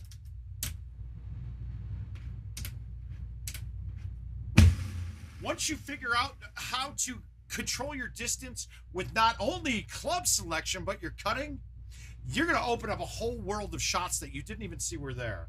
Now, this one, to make this, if I really going hard to make this, I'm probably cutting either this and hammering it with backspin, or cutting this and softening it in with bite. But is your pants on? Oh yeah, barely. But we're gonna just try to flip it. The reason why this is gonna be hard, because it looks like the bounce from the rough isn't the same angle as the bounce on the fringe. So if I hit the rough first, I think it's gonna stay in the rough. I'm not worried about that. That chip should be a dead down 6 from there, and I could just plop up a G-wedge at it. And yeah, these are the kind of things that I personally am thinking about when I'm going to hit a shot. Like, that one makes sense to me. Like, okay, if I missed it, if I'm thumbing this in my head, calculated right away, said, okay, the worst thing that happens is I miss this right. If I miss it right, what happens? Okay, I'm dead in line with the pin, and I've got a straight shot right down. Can I make that? Yeah, no problem. So I can get rid of that risk. Like I said, low 10.5 for me on this, a lot. And then I fucking whiff the ball. God damn it. Ah, there it is. Ending my cleanness. We'll save the birdie, though, so maybe we're still in it. Time I think, oh Lord, what's the use?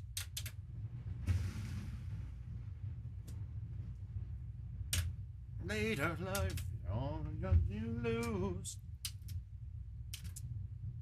And that, Michael, that one, that far up on the right part, doesn't seem like it's going to be too much of a problem ever to get there. And you could probably A1 or C3 it in there too.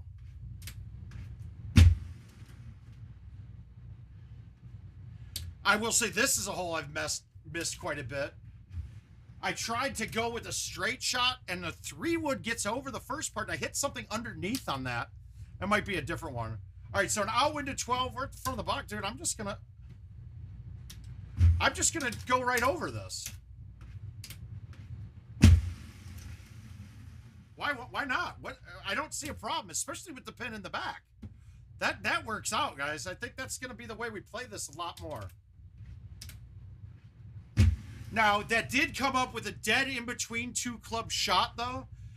Luckily, the 9-wood is a little longer and the 6-wood's a little short. I probably could have chosen either one of those. I went with the one that had a lot less risk. Lord, I just can't. Now, with any other club in Golden Tee, I would not have thumbed the club that they gave me there, but the 9-wood has an extra 10 yards. So that extra 10 yards allowed me to, I'm sorry, I would not have backspun that right there. Yeah, that hole was always the one I was worried about, and that helps out quite a bit that you can go that deep. All right. This is a little rougher. No matter what here, I have to have a decent loop coming around here. So a medium tee shot with spin on it is out of the question, because that angle, you're going to multiply it, so the ball's going to hit and basically go that angle going away from it.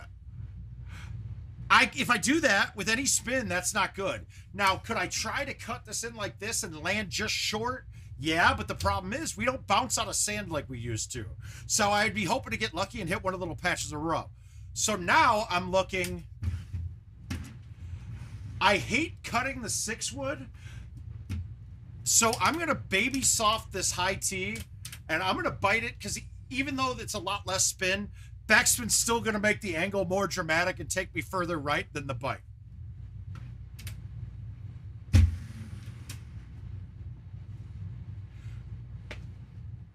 That's honestly, that's exactly how I worked it out in my head, and I'm happy that I was able to mimic what my head had. If it went in, I would have loved it. But fuck, that was not a pretty setup at the end there. So a ball whiff, a missed putt. We lost 2, so we're down 2 on that one. We're still better than par for all the games so far tonight. That's good. And bones, sticks and stones, and weed and bones. Hit home, little poison, chicken my girls. Got swagger like us. Hit me on the ready prepaid wireless. All right, where do we got? What do we got? El Prez. We got 4 games against El Prez left. We're going to go with Hills first. Or do we want Easter or Hills? We're going to play these 4 out, and then we're going to call it a night. I want to go enjoy my new internet. If you know what I mean. Wife's gone, some candles, maybe a bath. We're going straight 4K. You know, yo, yeah. Got to work that new internet. We're going to have to put that thing to the test. I wonder if Richard, when he's logged into my machines all the time here, I wonder if Richard will knows exactly what I'm watching.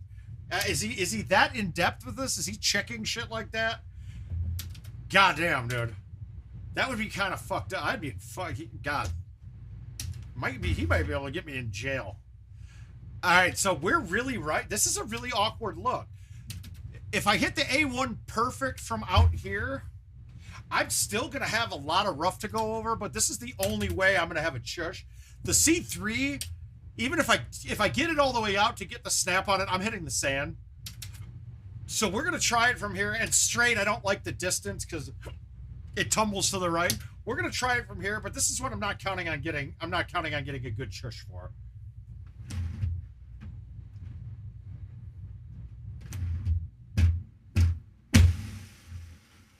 Well, I got it out pretty good. How far out? Let's see. We're okay. So now this is what I'm going through in this chush, right? I look at my distance, 51. I know that the 5-wood's, I look at the distance on the club, not the overhead. So the 5-wood would be 20% would be 50 yards. That's not enough. At 35, that's not enough. In fact, at 35, you're a little less than 20%. So now I'm looking at the 4. And now I'm looking, well, is the 4 going to get over the edge and hit the green on a fly? So my goal is to have a club that lands just over that edge, but lands on the green, gets down, and it's rolling by the time it gets to the pin. I really think the 4 is the only play because as you get to the 3, the height's too low at 35, and I'm going to hit the edge for sure. So we're going to hit the 4. I'm going to hit it with bite just so I get that little bit of extra spin. It doesn't slow down the distance much on something like this, but it might come up short because, I mean, it's going to be real close. Let's see what we got. Nope, short. So I would have had to try the 3 for me there, but the 3 would have landed maybe only a couple feet in front of it, hit the edge still. Backspinning the 3 might have caused that bounce to be straight, but either way we looked at it, that wasn't a chush I was counting on getting.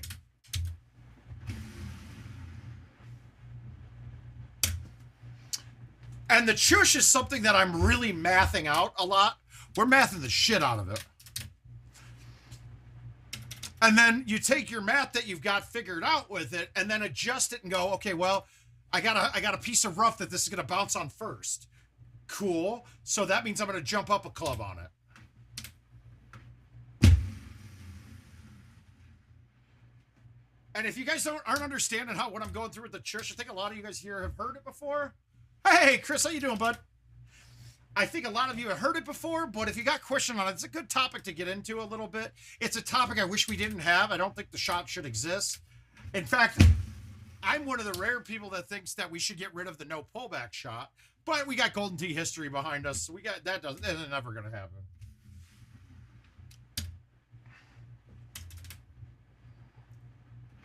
I'm going to grab a water. You guys will still hear me. It's right next door.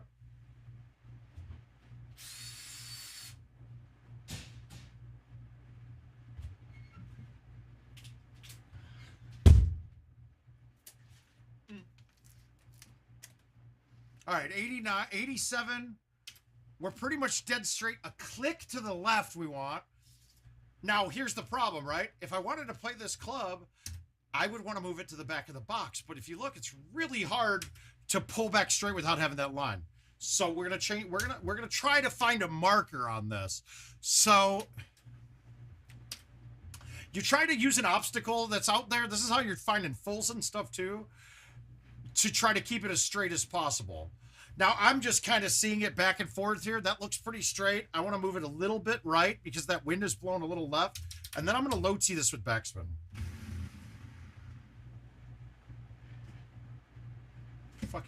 It's a fucking easy-ass game. Woo!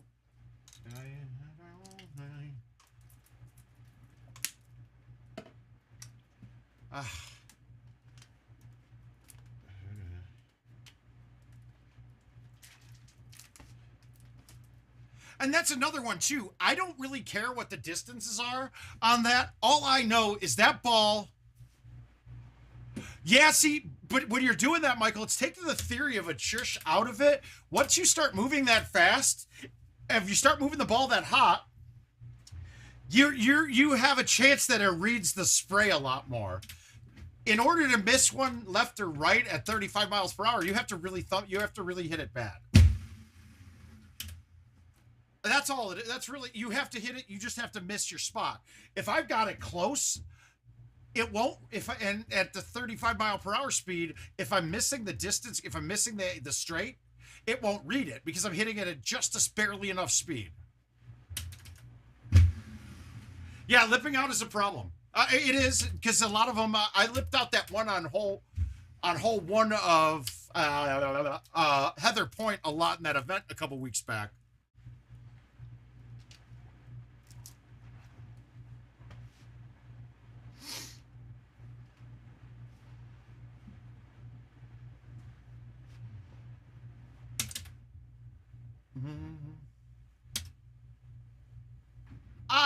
Yeah, I agree. I firmly agree. Holy shit. My thumb, wow. My thumbs got that far. Yes, 35 is the lowest possible speed. And when we're talking about this, Paul, we're talking dead straight.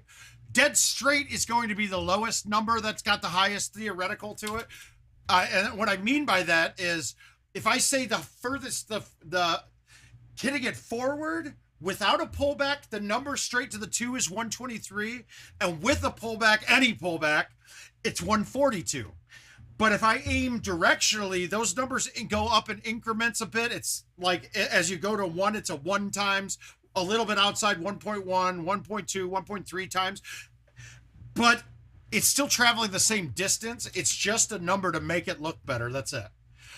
With the minimums, though, since straight minimum would be 35. If I push it off to the right a little bit, the minimum would be like a 36. If that makes sense. I don't know if I verbalized that as well as I do in my head. I'm sure I didn't, because in my head I sounded like a goddamn mathematician, and I think I actually sounded like I might have eaten paint chips just now while I was speaking.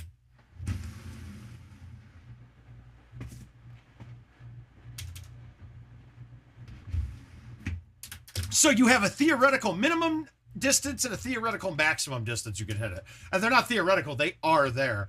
The problem is the straightness of why it's theoretical. Like, I could disconnect the left and right reader on this, and you would see me hit 142 dead straight, pullback, dead straight forward every time. If I pulled it out and I didn't pull back, you'd see me hit 123 straight every single time. That's it. And straight lines are where you're going to get your most distance with those, unless you're doing an A1 or a C3. And if I did a straight line dead to the C, dead to the 1, that would read 158. But if you turn that straight, it would be the exact same shot as a 142 between the B and the 2. I think that makes perfect sense. I'm sure you got it. All right, is that pin at the top or the bottom? It's at the bottom. All right, let's try this. I want it to come down the tier. Come on, ball. Oh! Ah! Here I hide behind a cigarette. But as I say, too, you're getting theoretical maxes. So what we did was, for me and for a lot of the viewers, Paul, we did almost some charting of things where we had it only able to hit dead straight forward and back. and figure out some heights and carry distance. I don't care about total distance because after the ball lands, there's so many other effects on it that could happen. So we don't care about that. We just care about how far you can carry a club. So it's like you have the 10.5 driver with a high tee, the carry distance, the max is out at 352. Now, will you hit 352 ever? Almost impossible to do without having the roller turned off, because any little bit off on it, you're going to lose a little bit. But it's still close. So we say then that, okay, if I can carry this ball, the 10.5, I can carry at 350 pretty much every time I hit it. Obviously, wind and factors like that would change that too, but you get my drift. You can take those into account and make calculations after that. But it's still just a theoretical number. If I miss it, if I have my pullback is over here instead of dead straight, and I hit it straight, it's going to read 142, but that number is going to be all, I mean, the distance isn't going to be what we're expecting for theoretical. I whiffed the ball again. I got lucky. Real lucky. Well, 124. I didn't whiff it as bad as I thought I did. I was trying to hit that 130, so it wasn't terrible. Okay, I'm going to change the way I'm playing this now. I've been going down the fairway, but down the fairway would have me to bounce over from green to rough to green again. If I go over here with the high tee 10.5, I basically am going to have a straight shot that I have the opportunity to either land by the hole or roll it up straight through the green. This is going to be the better shot. Now, it's heavy rough, but we know the heavy rough doesn't do nearly as much as we think it does. This is actually a 225-yard club going in here. So if I hit this at 142, it'd go 225. I think we're good. I think this is perfect. I mean, distance was, 192 I hit it. It was 191 away. Perfect. And as you get more familiar with those numbers and the thoughts on things here, this comes really easy to you. You're just going to look at it. Okay, next shot. Boom, I got it.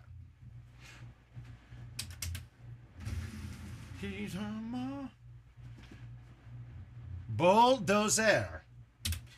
From my eyes says, leave me alone.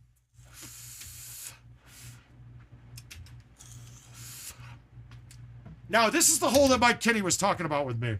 He kept asking, what's the play? Okay, cool. You can hit it out in the fairway, but let's do a flyby. You see how much elevation there is on that? It's going to give you, you're going to be between the clubs that you have the least amount of your biggest gap between clubs, for me at least, is my G wedge at 70 and my 9-iron at 100. If I put that down there, I'm right in between those two. Plus elevation changes, we don't have a number to actually quantify it. It's just a guess. So really, if you do this on this hole, it's always safe. This setup, I'm not able to drive it, but look at the shot I have coming in. Would you rather have a chip from 45 or a shot from 80 that's uphill that you're trying to guess? Oh, do I hit this hard and hit the back wall and have it come off? No, I'm going to hit it right where I just did. Now I'm going to just take my 4-iron out. And smoke it. I should have hit a 5. And then plus, if we're on a tee box that the hole's like 380 away, you could just bang those right up there. You don't have to, you can get that on the green. I haven't done it on stream yet, but I have gotten it quite a few times. Now, let's see. We know that the 6-wood's actually a 225-yard club, so we're going to knock 10 off of this. Then we're going to add 10 back for the thumb high tee. This should be money. Now, am I over the edge? Yeah, we're good.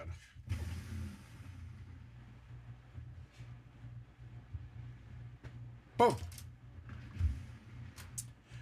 I mean, and when I'm verbalizing this stuff, this is still what's going on in my head, these kind of things.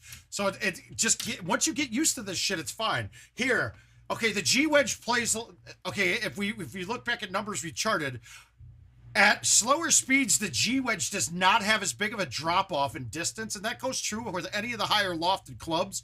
So your thumb shots will be closer to the marker than with other clubs. So like a driver, let's say, it shows me 328 on there, but if I thumbed it, I'm only going 300. But if I thumb this full with no wind, I'm going to land this about 70 yards. So now I've got 5 in my face with the stouts. I'm contemplating even releasing this, but we're going to be safe. We're just going to thumb this solid and push it a little left and let it break down and try to trickle in the hole. And like I said, release would have probably, if I really needed to make it, it would have been a pullback or thumbing with release, but I don't think I need to make it, and that would have just brought hazard into play. So we made it safe and gave it an opportunity to go in.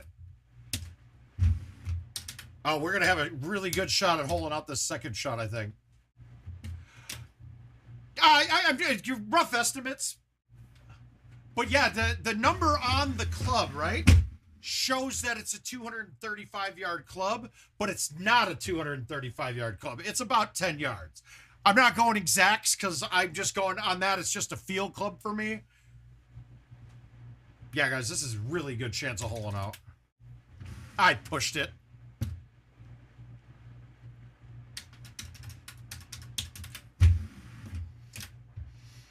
See, before 85 was my sweet spot. That's when if I was hitting at 85, I was going to hit that ball pretty much goddamn straight.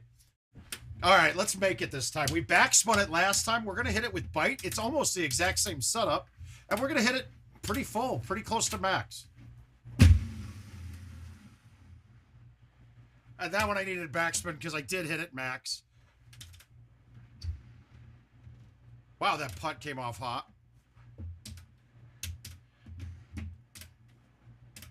Apparently, I'm good at Easter. I guess. I don't know. I don't know if that wins that event, though. If we were playing a prize play, I don't think that wins.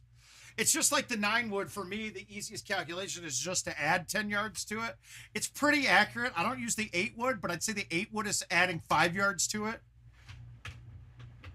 But here, and I implored IT with the patch that they're going to have the 9 woods be the same between the two, between PGA and between Legacy. I implored them to make PGA match what we have right now.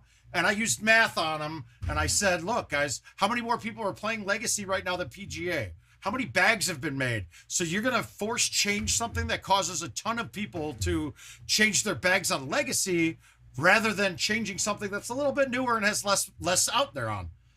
Hopefully they agree. We're going to play Hollywood, and then we'll play the last two after that. But it is clear that they are different. It's a database update that needs to get done. Whether you're updating on the new one or updating the old one is the decision.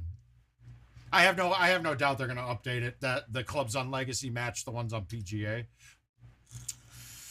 Who knows, though? I've been wrong before. 460, not a chush. Even when this is short, there is it's got a lip in front of it. I don't think I've ever made a chush on this. So we're just going to leave it back to where we get a thumb 7-iron, 8-iron in, something like that. I don't even care if it goes in the sand, but where the pin is, that sand would make this not makeable really for me. All right, we're going to baby flip this. This has got to be about 80 at best. 85 directionally is fine because that's about 80 straight. So the speed-wise, I felt good about.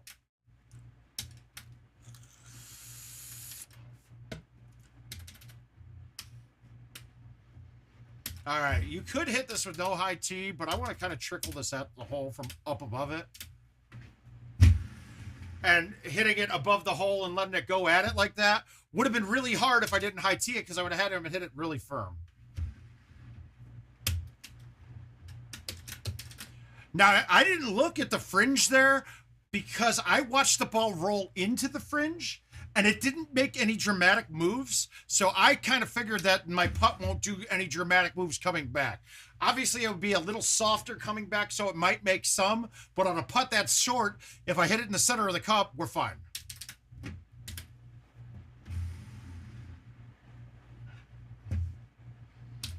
That wind played a lot more than I thought it would. No, I missed it. I missed the straight shot, my straight line.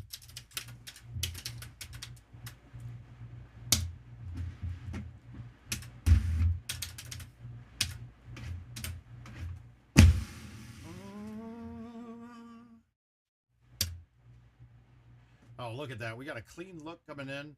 I'm going to flip the 9 with roll here. That one brings risk into play. This doesn't. I'm not going over. I might not make it to the hole, but I'm not going over, and that's key. And I think I got a good line. Let's go. Oh! Ranges in this line. Raise me up just to drag it down. I'm coming away. Nothing special here. You might want to just use a tee. Now I have a straight shot on it. Would I backspin this? Normally, no, but I know that I'm going to hit the green and have a chance to suck it in. I'll probably suck back off and be on the hill, but who cares? It's a putt. Wow, I murdered it. Whoa! Long time coming.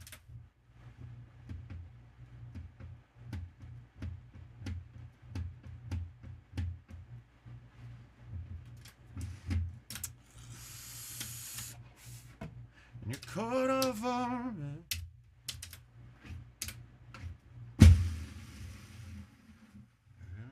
I try to keep it as left as I can here because I want a higher lofted club coming in. There's a little hill here in front. Pays you up just to drag it down. Oh, Angela, time running.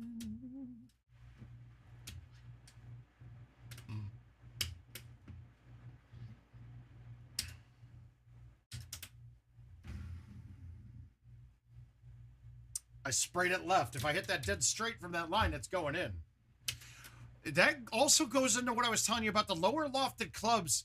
Your thumb distance, the carry distance with your thumbs are going to be less. So like that 4, if I thumbed it, that was 20 yards longer than the hole, but an 85 mile per hour thumb got it right to 160. That's a pretty big dramatic drop on it that you wouldn't have on a sand wedge or a G wedge or a 9-iron, 8-iron, 7-iron. How is that only a down 3? I guess it's taking the aggregate in front of it. All right, we're going to bite it and hope. Oh, that's a bad shot. It's only a down 3, though, so the bite should hold it. Whew.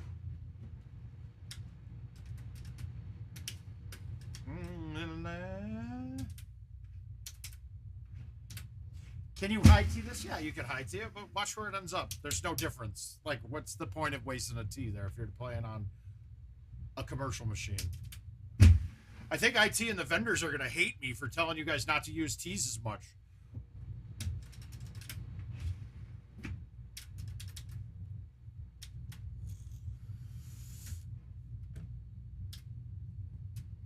Angela. This one, you can hit an 8.5 without using a tee here, too. Wow, I've never gone way out there, but that's okay. That's not where I want to be. In fact, this is bad because I got an uphill. So I'm now making it out of the equation, really, because to make this and get enough backspin out of the rough with this club, I'd have to hit it like 139. I'm just going to hammer this as hard as I can. The up 6, it'll come back a little. It's not going to come off, but I'll be sure it's on then, too. Over me. Yeah, that would have been... Now, out of the fairway, though, or first cut even, I can control that spin a ton more. So I could have jumped up to a 4 and flipped it. I could have cut a 9 wood down. I could have hit the 5 wood, the 5-iron hard with bite and still been gravy.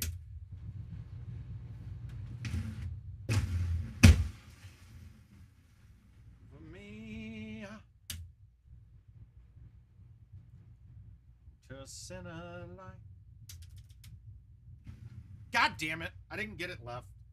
A little bit left and that ball's tracking. Yeah, that's distance-wise and wind-wise, that was perfect. Uphill, we're going to add a club to it. I'm thinking I'm going to thumb that, but we're going to just do a smooth palm, and we're not going to go too hard at it. We're going to just put it up there. That's a risk to reward type shot. Even if I decided to cut it in with backspin and try and make it, I'm actually cutting it right into the bunker, and that could be bad. So get it up, get your birdie, walk away. There's another hole you'll be able to hole out sometime. Or your opponent tries to do it, they fuck it up. So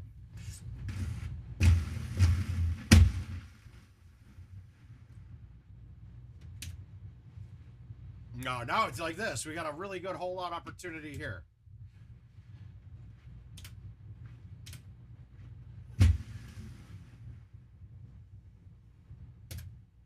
Too hard.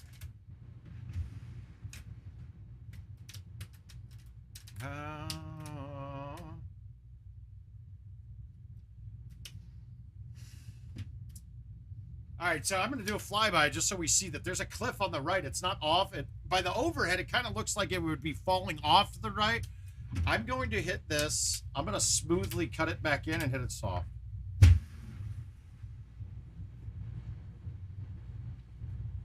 Just take all the risk out of it.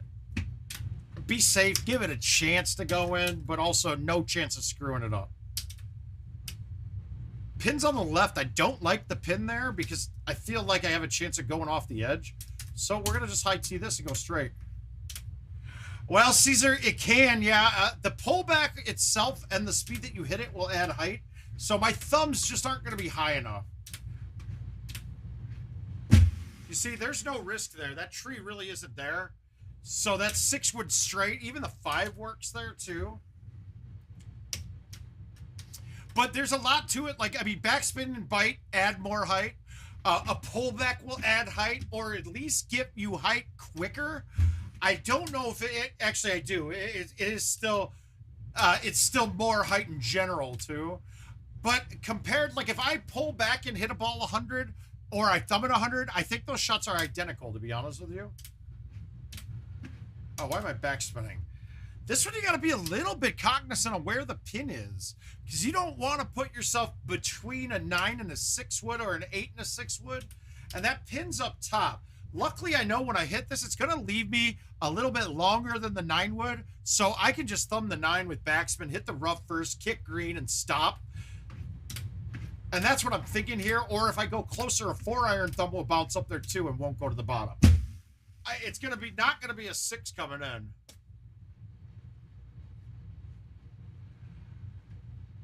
Your biggest problem, I'm telling you, it's not going to be the golden tee. It's going to be beating your nerves. So I think you just go play like you normally do. I mean, what are you going to be working on in your game that you're going to want to bring out while you're at a tournament for the first time? It's just like saying, like, during qualifier, if somebody else hits a shot that you've never hit before, don't fucking hit it. Unless it's a full, and it's a full pullback that you can mimic exactly. If I turn right once and hit a half cut and throw it all the way out at 127, and it's on the green and almost goes in, and you've never even thought about going that way, don't do it. Take your score. Take the score that you would have taken before on it. Don't fuck around with something silly. And really, Sunday, Monday, honestly, one of the biggest factors you're going to have at a tournament is being able to handle playing multiple player games while you've been drinking all day, been at the bar. So if you really wanted to do it, go out, drink heavily Sunday night, and then wake up in the morning at bar open and be there when the bar opens and see how you feel. Get used to playing in that state, because that's tournament golden tee. Figuring out how you're going to play through your hangover.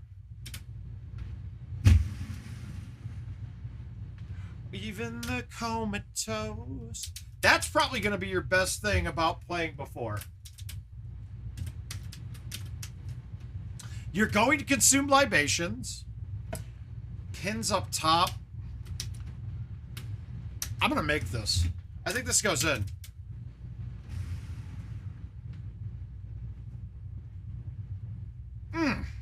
That was just perfect distance for that shot.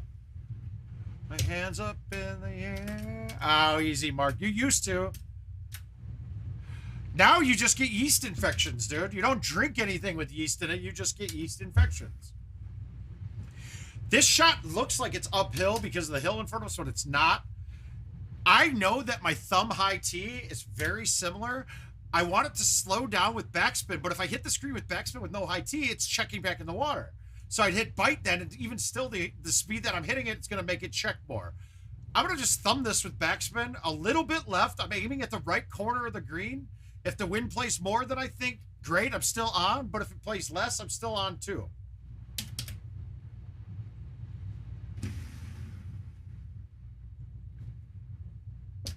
Yeah, great, perfect. And I pushed it left. I pushed it more left than I wanted to. Again, another missed putt. All right, so 3 missed putts in these rounds. That's killing me. That's a killer. I can't be doing that. I got to start thinking through those a little more. Me personally, though, I don't think it's me missing putts. I think that the way that putting changed causes it not to be consistent at all anymore. Because you don't know how much boost you're going to get from a certain distance. Well, you do actually know. It's just a question of knowing that and being able to adapt it to the game while you're playing it, and that's tough. Did I just get a... I think I just got what? Oh, no. I must have missed the button.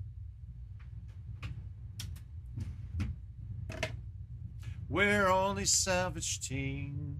All right, is this the last one of this grouping with Aiden? No, we got 2 left. All right, so we'll go... Make sure I don't have any games that are good. Yeah, we're going to have to play this one. We'll have to play this one, too. We'll play the cat game here after we play these 2. So we got 3 games left.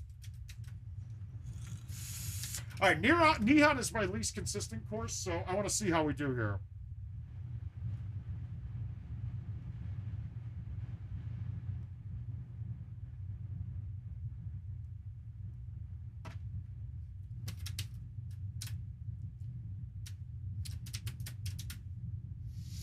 Pins in the front, kind of.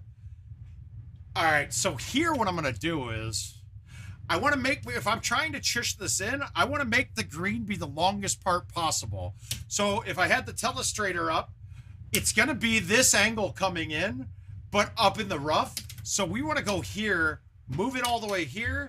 We're going to high T and A1 this and see if we get it up in the rough a bit. I didn't catch it quite clean, but let's see. 78? Yeah, I can chush this. So this is going to be like a 50 mile per hour. I'm going to use the 10.5 for the extra height. Ah, 44. All right. I just didn't get the line, so that would have that had a chance. Looks like I could have hit a 3-wood there too at the same kind of thing and had less to go over.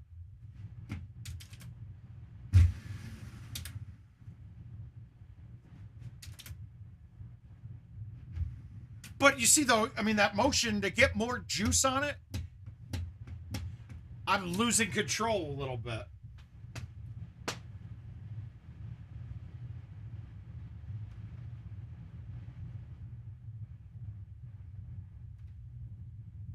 Pin down. It's down low. I want a thumb shot, and I don't think I'm going to man up on the 9-iron enough to thumb it, so we'll just low T the 6 and flip it.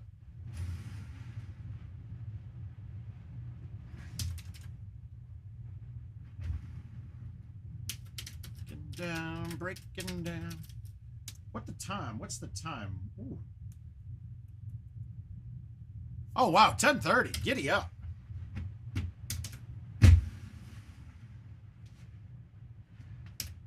God, I still got to eat, too. I don't even know.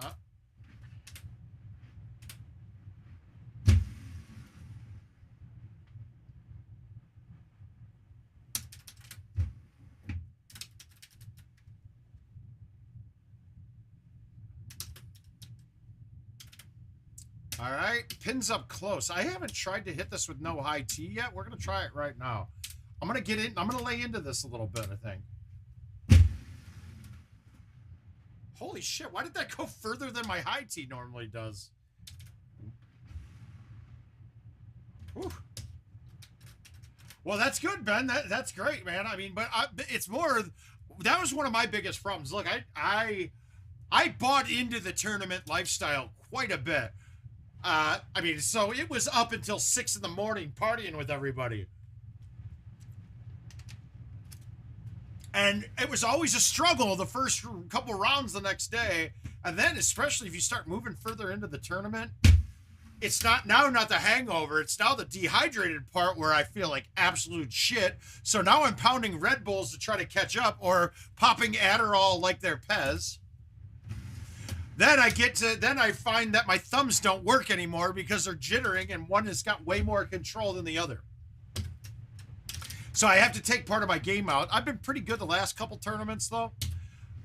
And I'm going to be pretty good this time, too, because I'm actually worried about the actually being in pain part after a full day of tea. And that might cause me to have to drink to get past that, but we'll see.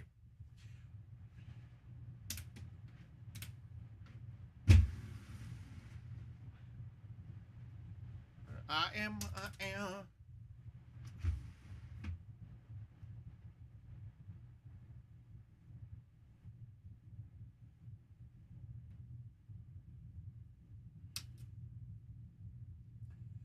Okay, so we got 10 in the face. We got to get on a thumb shot with this wind in the uphill. It's not going to get moving. So I'm going to hit this little soft, but with roll. Just to get that kick forward like that. And if I had the line right, that goes in. There were a couple different approaches you could have had there. I'm always trying to use the thumb shots on par threes and approach shots especially. Pins up short and close.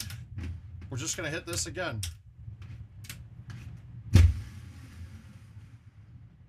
It's heavy rough, so it doesn't bounce very far on it, so this works out.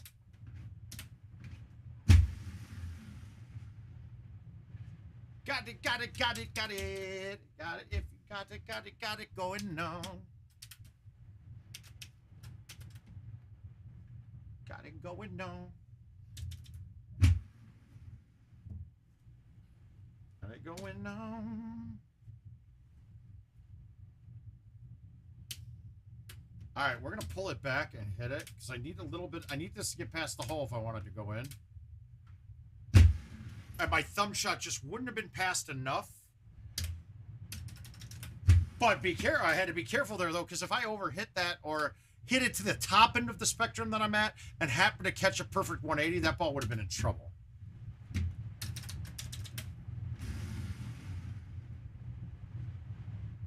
The 9-wood is like one of the only clubs in the game that you can hit the overhead number with a low tee, with a thumb shot. It's crazy. But it's just all the 10 yards up and 10 yards down kind of thing. So when I'm about to hit the shot, find that light post. It is absolutely in play. It's hard to see. I've hit it a couple times, and I think that the light beams are actually in play near it because I hit one that was a good 5 feet off and just hit something up there.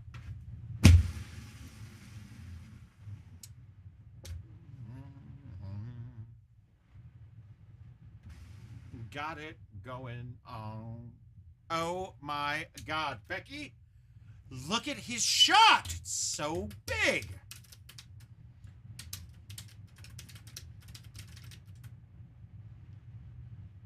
All right, we're not going to fuck this up. The last 2 times I almost didn't. I hit him bad. Low T, 10.5. We're going to hit it solid this time. There we go.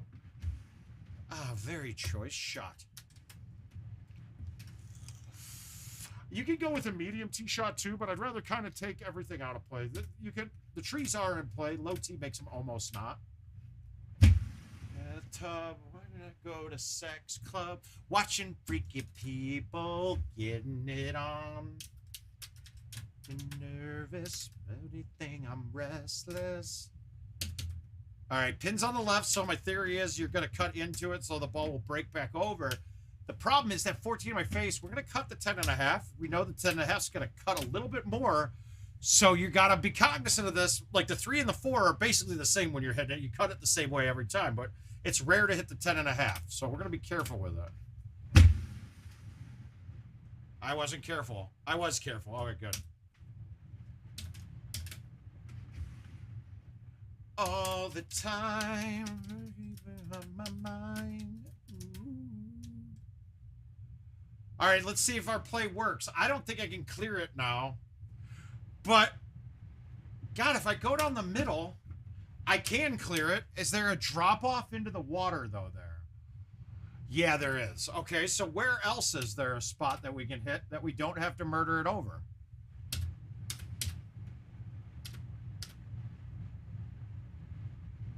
I don't know. I think if I go straight at that light pole, I think this is fine, too.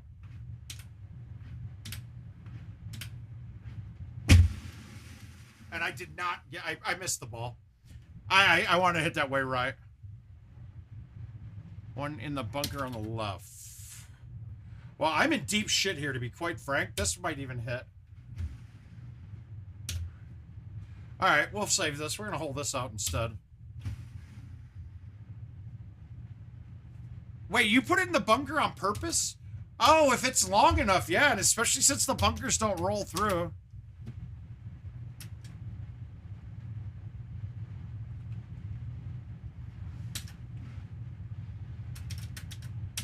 Let's fix it.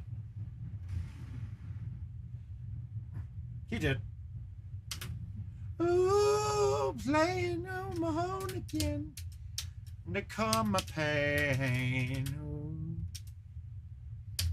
Pins in the top, in the back top right. We're gonna go with the 4. We're gonna bite it. We're not gonna hammer, but we're gonna hit a little harder than we're used to it.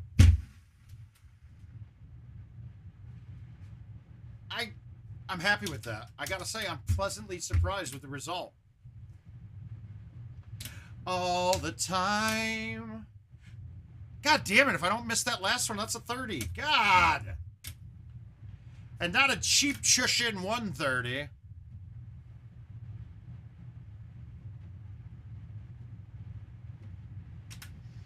Days locked in a haze, whenever I get you, babe.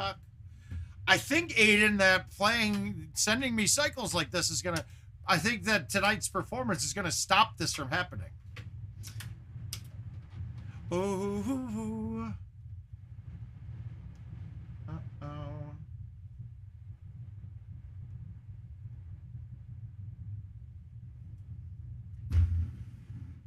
All right, where is it? El Prez, last one of these. Maybe I'll knock that cat out one. Yeah, we'll knock that out too.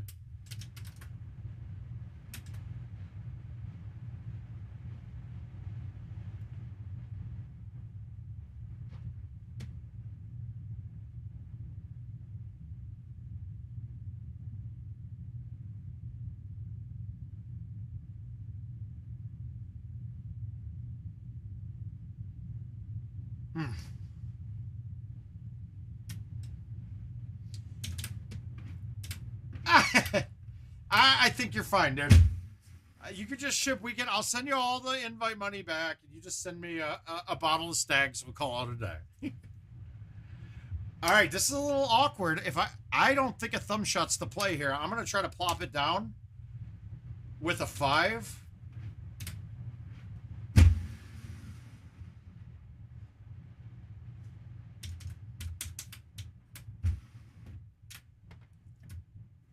I think you're gonna win 1 out of the 8. 1 out of the 8 isn't bad. That's not bad, dude. If you get this up to 2 out of 8, then you could actually be an MLB ball player.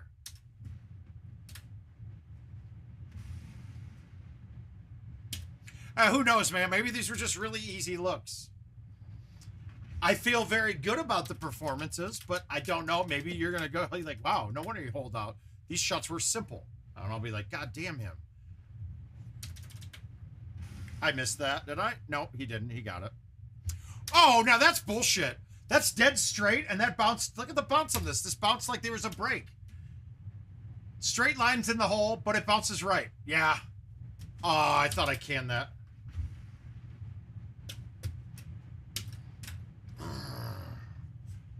Eat shit, Petra.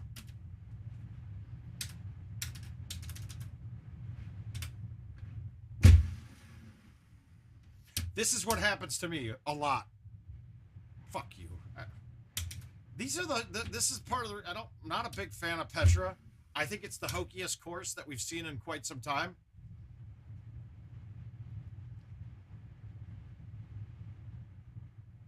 I will happen to do that. I'm not on Spotify right now, but I could definitely. Yeah, Petra to me is just hokey. It's a lot of gimmick. Now the contest tee box that we're seeing at home, it changes it up quite a bit. I mean, like back-to-back gimmick. This feels like Canyon, Grand Canyon. How hokey it is. You see that, guys? That was a 3-wood. No problem. What the? I might be hitting the wall here. I'm getting tired. That's all. I don't know how that didn't go in either, though. That was kind of...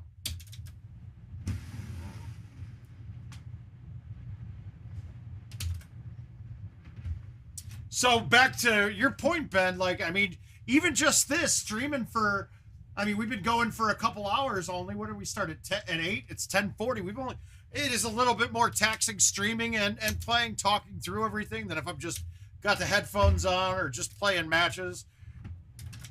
But yet still, like, getting at the end of this is only 2.5 hours of playing. Sipping on straight chlorine.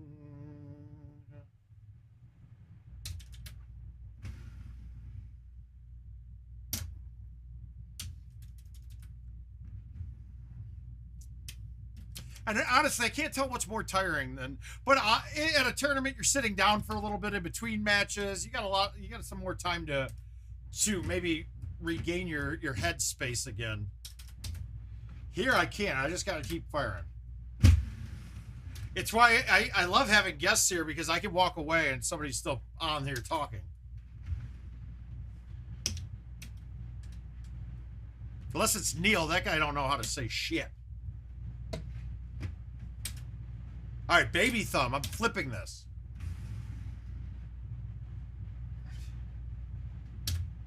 Oh, I thought that said left 2.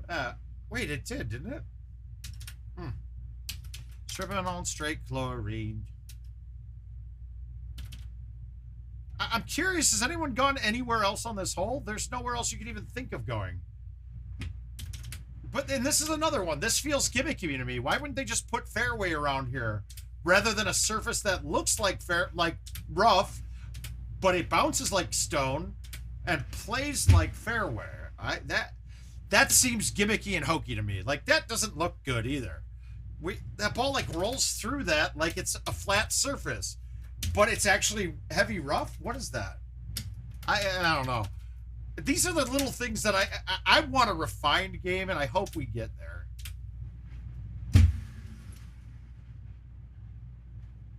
Sorry, I expect a lot. I do. We've been playing for a long time, and with the advancements they've made, I expect. I want to expect perfection, and then it be very good when it's have it be very good because it's slightly less than perfect. It's how I would work if I worked there too.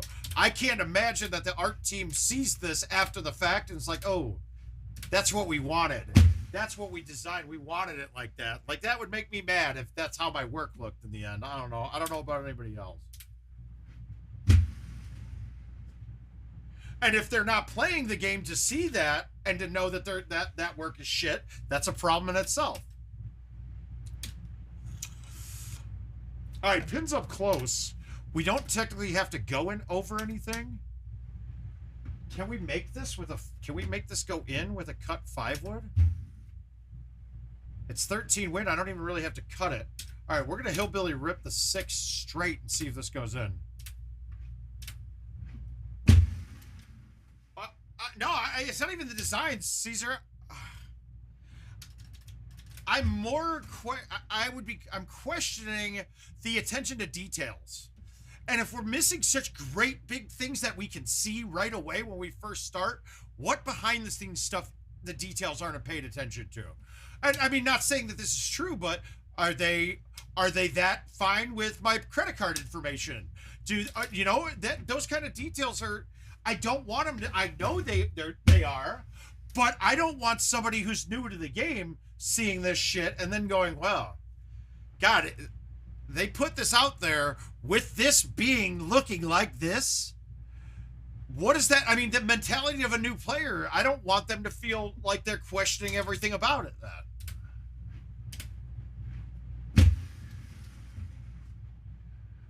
And without those, if none of us question it, nothing would change. You get better. So yeah, I'm gonna question it. Maybe question it from inside. Who knows? I know that's a big jump to go from a piece of art being wrong to them not being secure with my credit cards. But the point is there. I hope everybody understands the point I'm making there. Yeah, good. I'm glad. I mean, that's all it is. I know that they're very secure on those things because I've seen it myself. It's just I'm saying for the person, the average new player might go, wow, my game on Tiger Woods it's perfect in all of these. You know, like my EA Sports game is fine. Okay, that pin's up close, so the shot from down there now isn't going to be as good because I can't let it run at the hole. I'm not going to get a ton of spin. So we're going to put it up top here. Actually, what's over there? No, we're going to do this.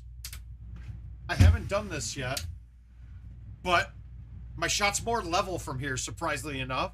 I don't really have much to go over.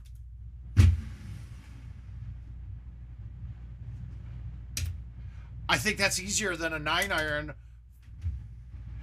Than a 9-iron that has a crosswind of 15, that has an elevation change that's even higher than that. I think that shot there is one of the rare times that I'm going to say being closer is always going to result you in more holeouts. Oh, okay. I haven't seen a pin behind the curve yet. So now what I'm going to do is I'm going to play a high T5 and just plop it down right by the pin. Nah, I laid off it too much.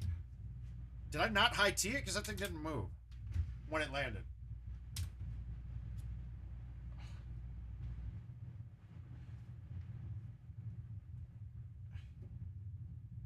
Why am I so far off par? Didn't I only miss one shot?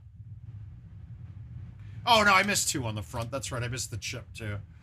All right, we're going to make this then. Because now we got to, as much as you think there's shit in front of you, this is actually, there's nothing in front of you, the line you want the ball to take. Baby cut, throw it into the middle of the gap, and that's got a chance of going in.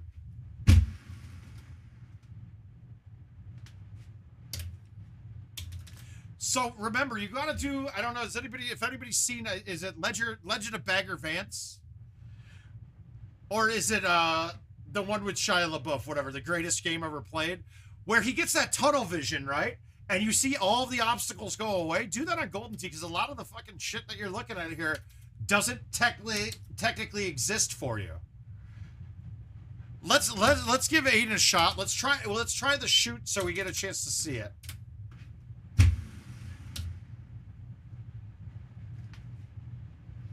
I haven't quite figured out where I want to hit the ball to get the bounces correct. The pin's in the middle bottom left, so I'm thinking I got to play up a club. A lot of the times I'm going to hit a 4-wood here, and then I know I'm not, the 20 bounces, I'm hoping that the 20th bounce is right when it hits the green and it stops. Haven't gotten that to happen yet, but here we want it to get as far down at the green as possible. So let's go with the 3, cut it through the gap. The key is not to hit the left rock. Get it up there. If you hit the right rock, past that apex, the bend there, it's fine. It will get down. So let's try it.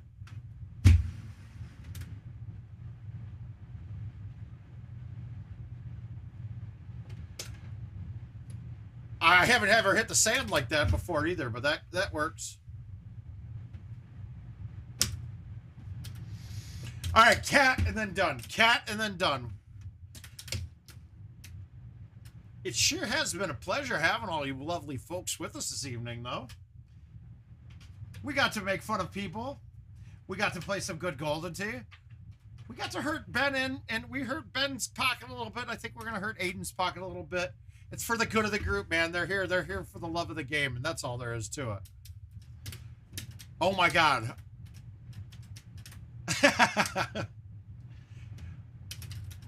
Wait, we're seeing you in St. Louis, aren't we? I believe so. All right, 257. We're not getting this up. We're not 457. We're not getting this up for a chush. We're just going to get in the fairway. Give us a good 9-iron. Maybe. Oh, no, this is going to be closer to a 5 in. Maybe a 7, though.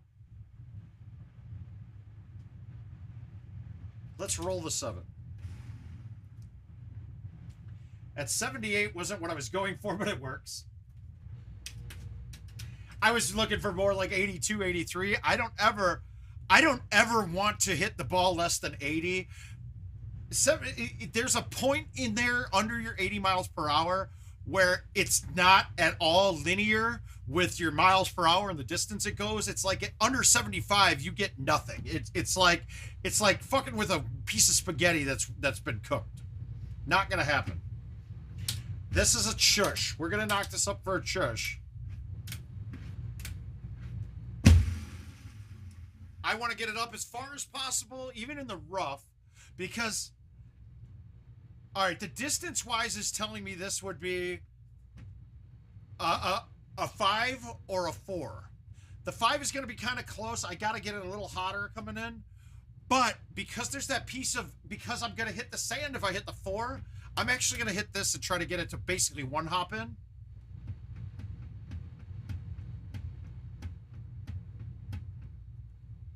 Perfect. The mountain, I don't know. So even though the distance that I would play that 35 would be closer to 35 to 40 yards, I'm sorry, than 190, All right, we're saying it's a 190. It doesn't matter that on a club like that, it's not going to roll over the hole. And as long as there's not much side wind, you're hitting center cup, so it doesn't really go miss. I tried to man up on those thumbs more than I had to, and I sprayed the line. Times you close your eyes and see the place that you used to live. Okay, remember, going to this first hole, the on top of the cliffs is in play. On 17, it is now rock up there. It won't really stay up there, and if it does, it's an unplayable lie. This one plays like it did when it was out. The other one does not. They say the devil we after we can get now. Okay. This is the same setup that's been on Classic Course of the Week every time I played it. I played 6 of them yesterday, and it has always been this exact same setup. I don't mind that because it is also a setup that gives us this drivable second par 5. So that makes this a better scoring course. It means that the 33 I put up this weekend that beat Mike Johnston's 33 by barely any points, sorry, Mike, isn't as good as it looks.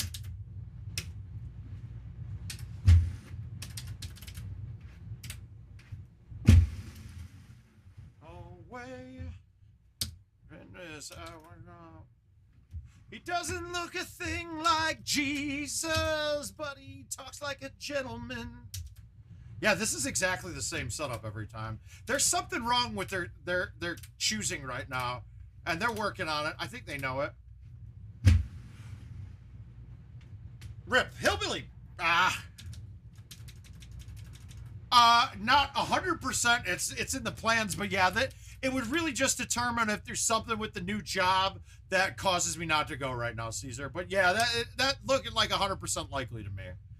I mean, I have been known to quit jobs in order to play Golden Tee too, so. Oh, wow, that didn't drop. Fuck you. That was perfect.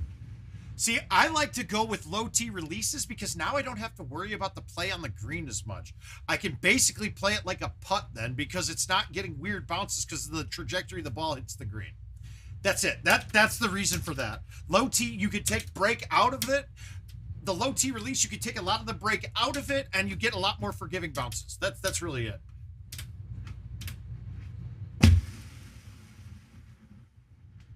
Go in. Ooh. Ooh.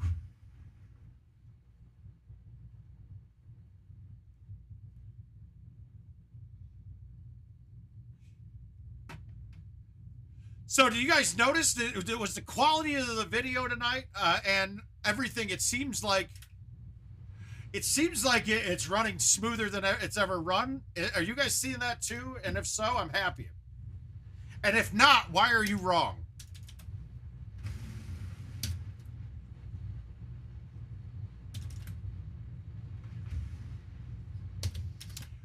And honestly, when I came down a little bit ago before I started, Richard had this thing testing with running at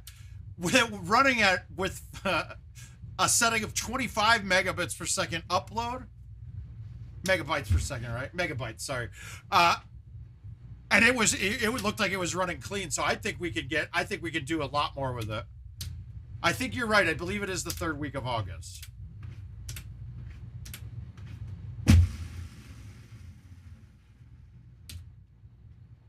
All right, look at this, guys. This is awesome. So now the chushing. Okay, this is really helpful for a lot of your shots, right? Okay, so if I set my chushing when I'm on the tee or when I'm chipping, I'm taking 20%, right? But if you look up here, I lost 1/3 of my distance being in the sand, right? Because normally this is about a 70-yard club. So that's about 1/3, right? It's lost about 1/3 of the distance. So now I got to add 1/3 of the distance to this. So where this would be a 6-wood for me, for this distance, I'm now jumping to a 4, and I'm going to bite it.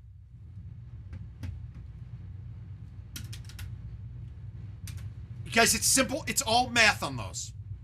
If the third of my distance on the max side of things is gone, then it's a third the whole way through. So I take off a third of the distance on the shot and play the right club. Pretty straightforward, right? It's a lot easier than people make it seem.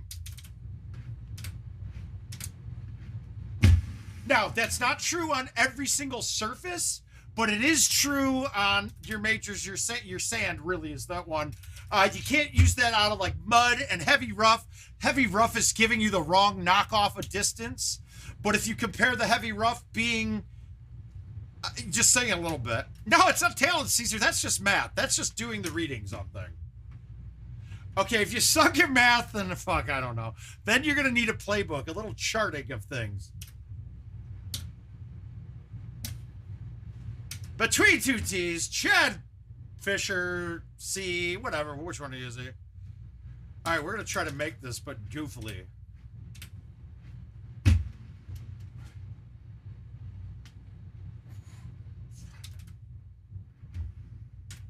That would have been dirty. That would have been dirty. I got to say, that felt like it could be dirty.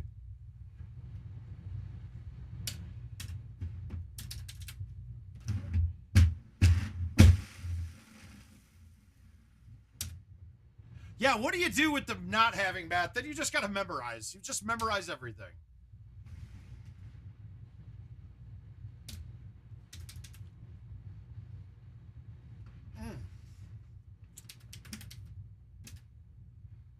Oh, no, we're about to finish. Actually, we did all 2022 invites, and Chad, you might...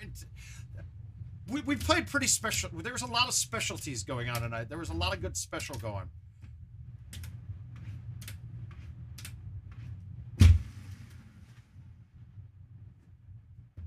There was some solid play tonight. I'm very pleased with myself.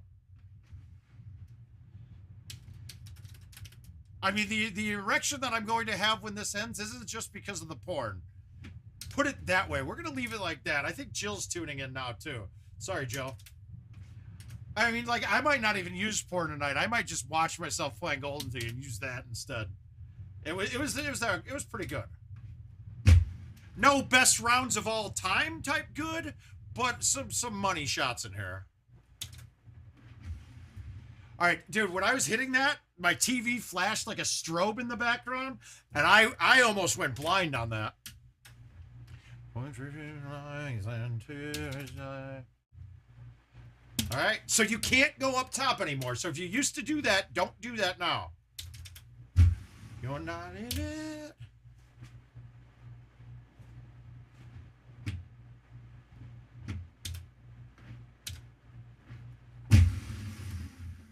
You more every second. I miss you, I miss you, I miss you.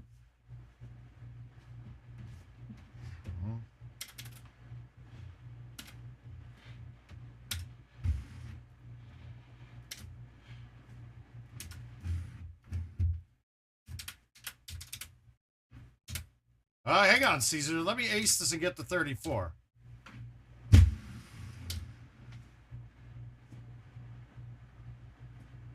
Oh, god damn, so close. Of the world. We're going to end on that. We'll end on the... I mean, what? I mean, two chushes, a whole... I mean, that's a three better, maybe. Another three. Al, it's still a three better, though.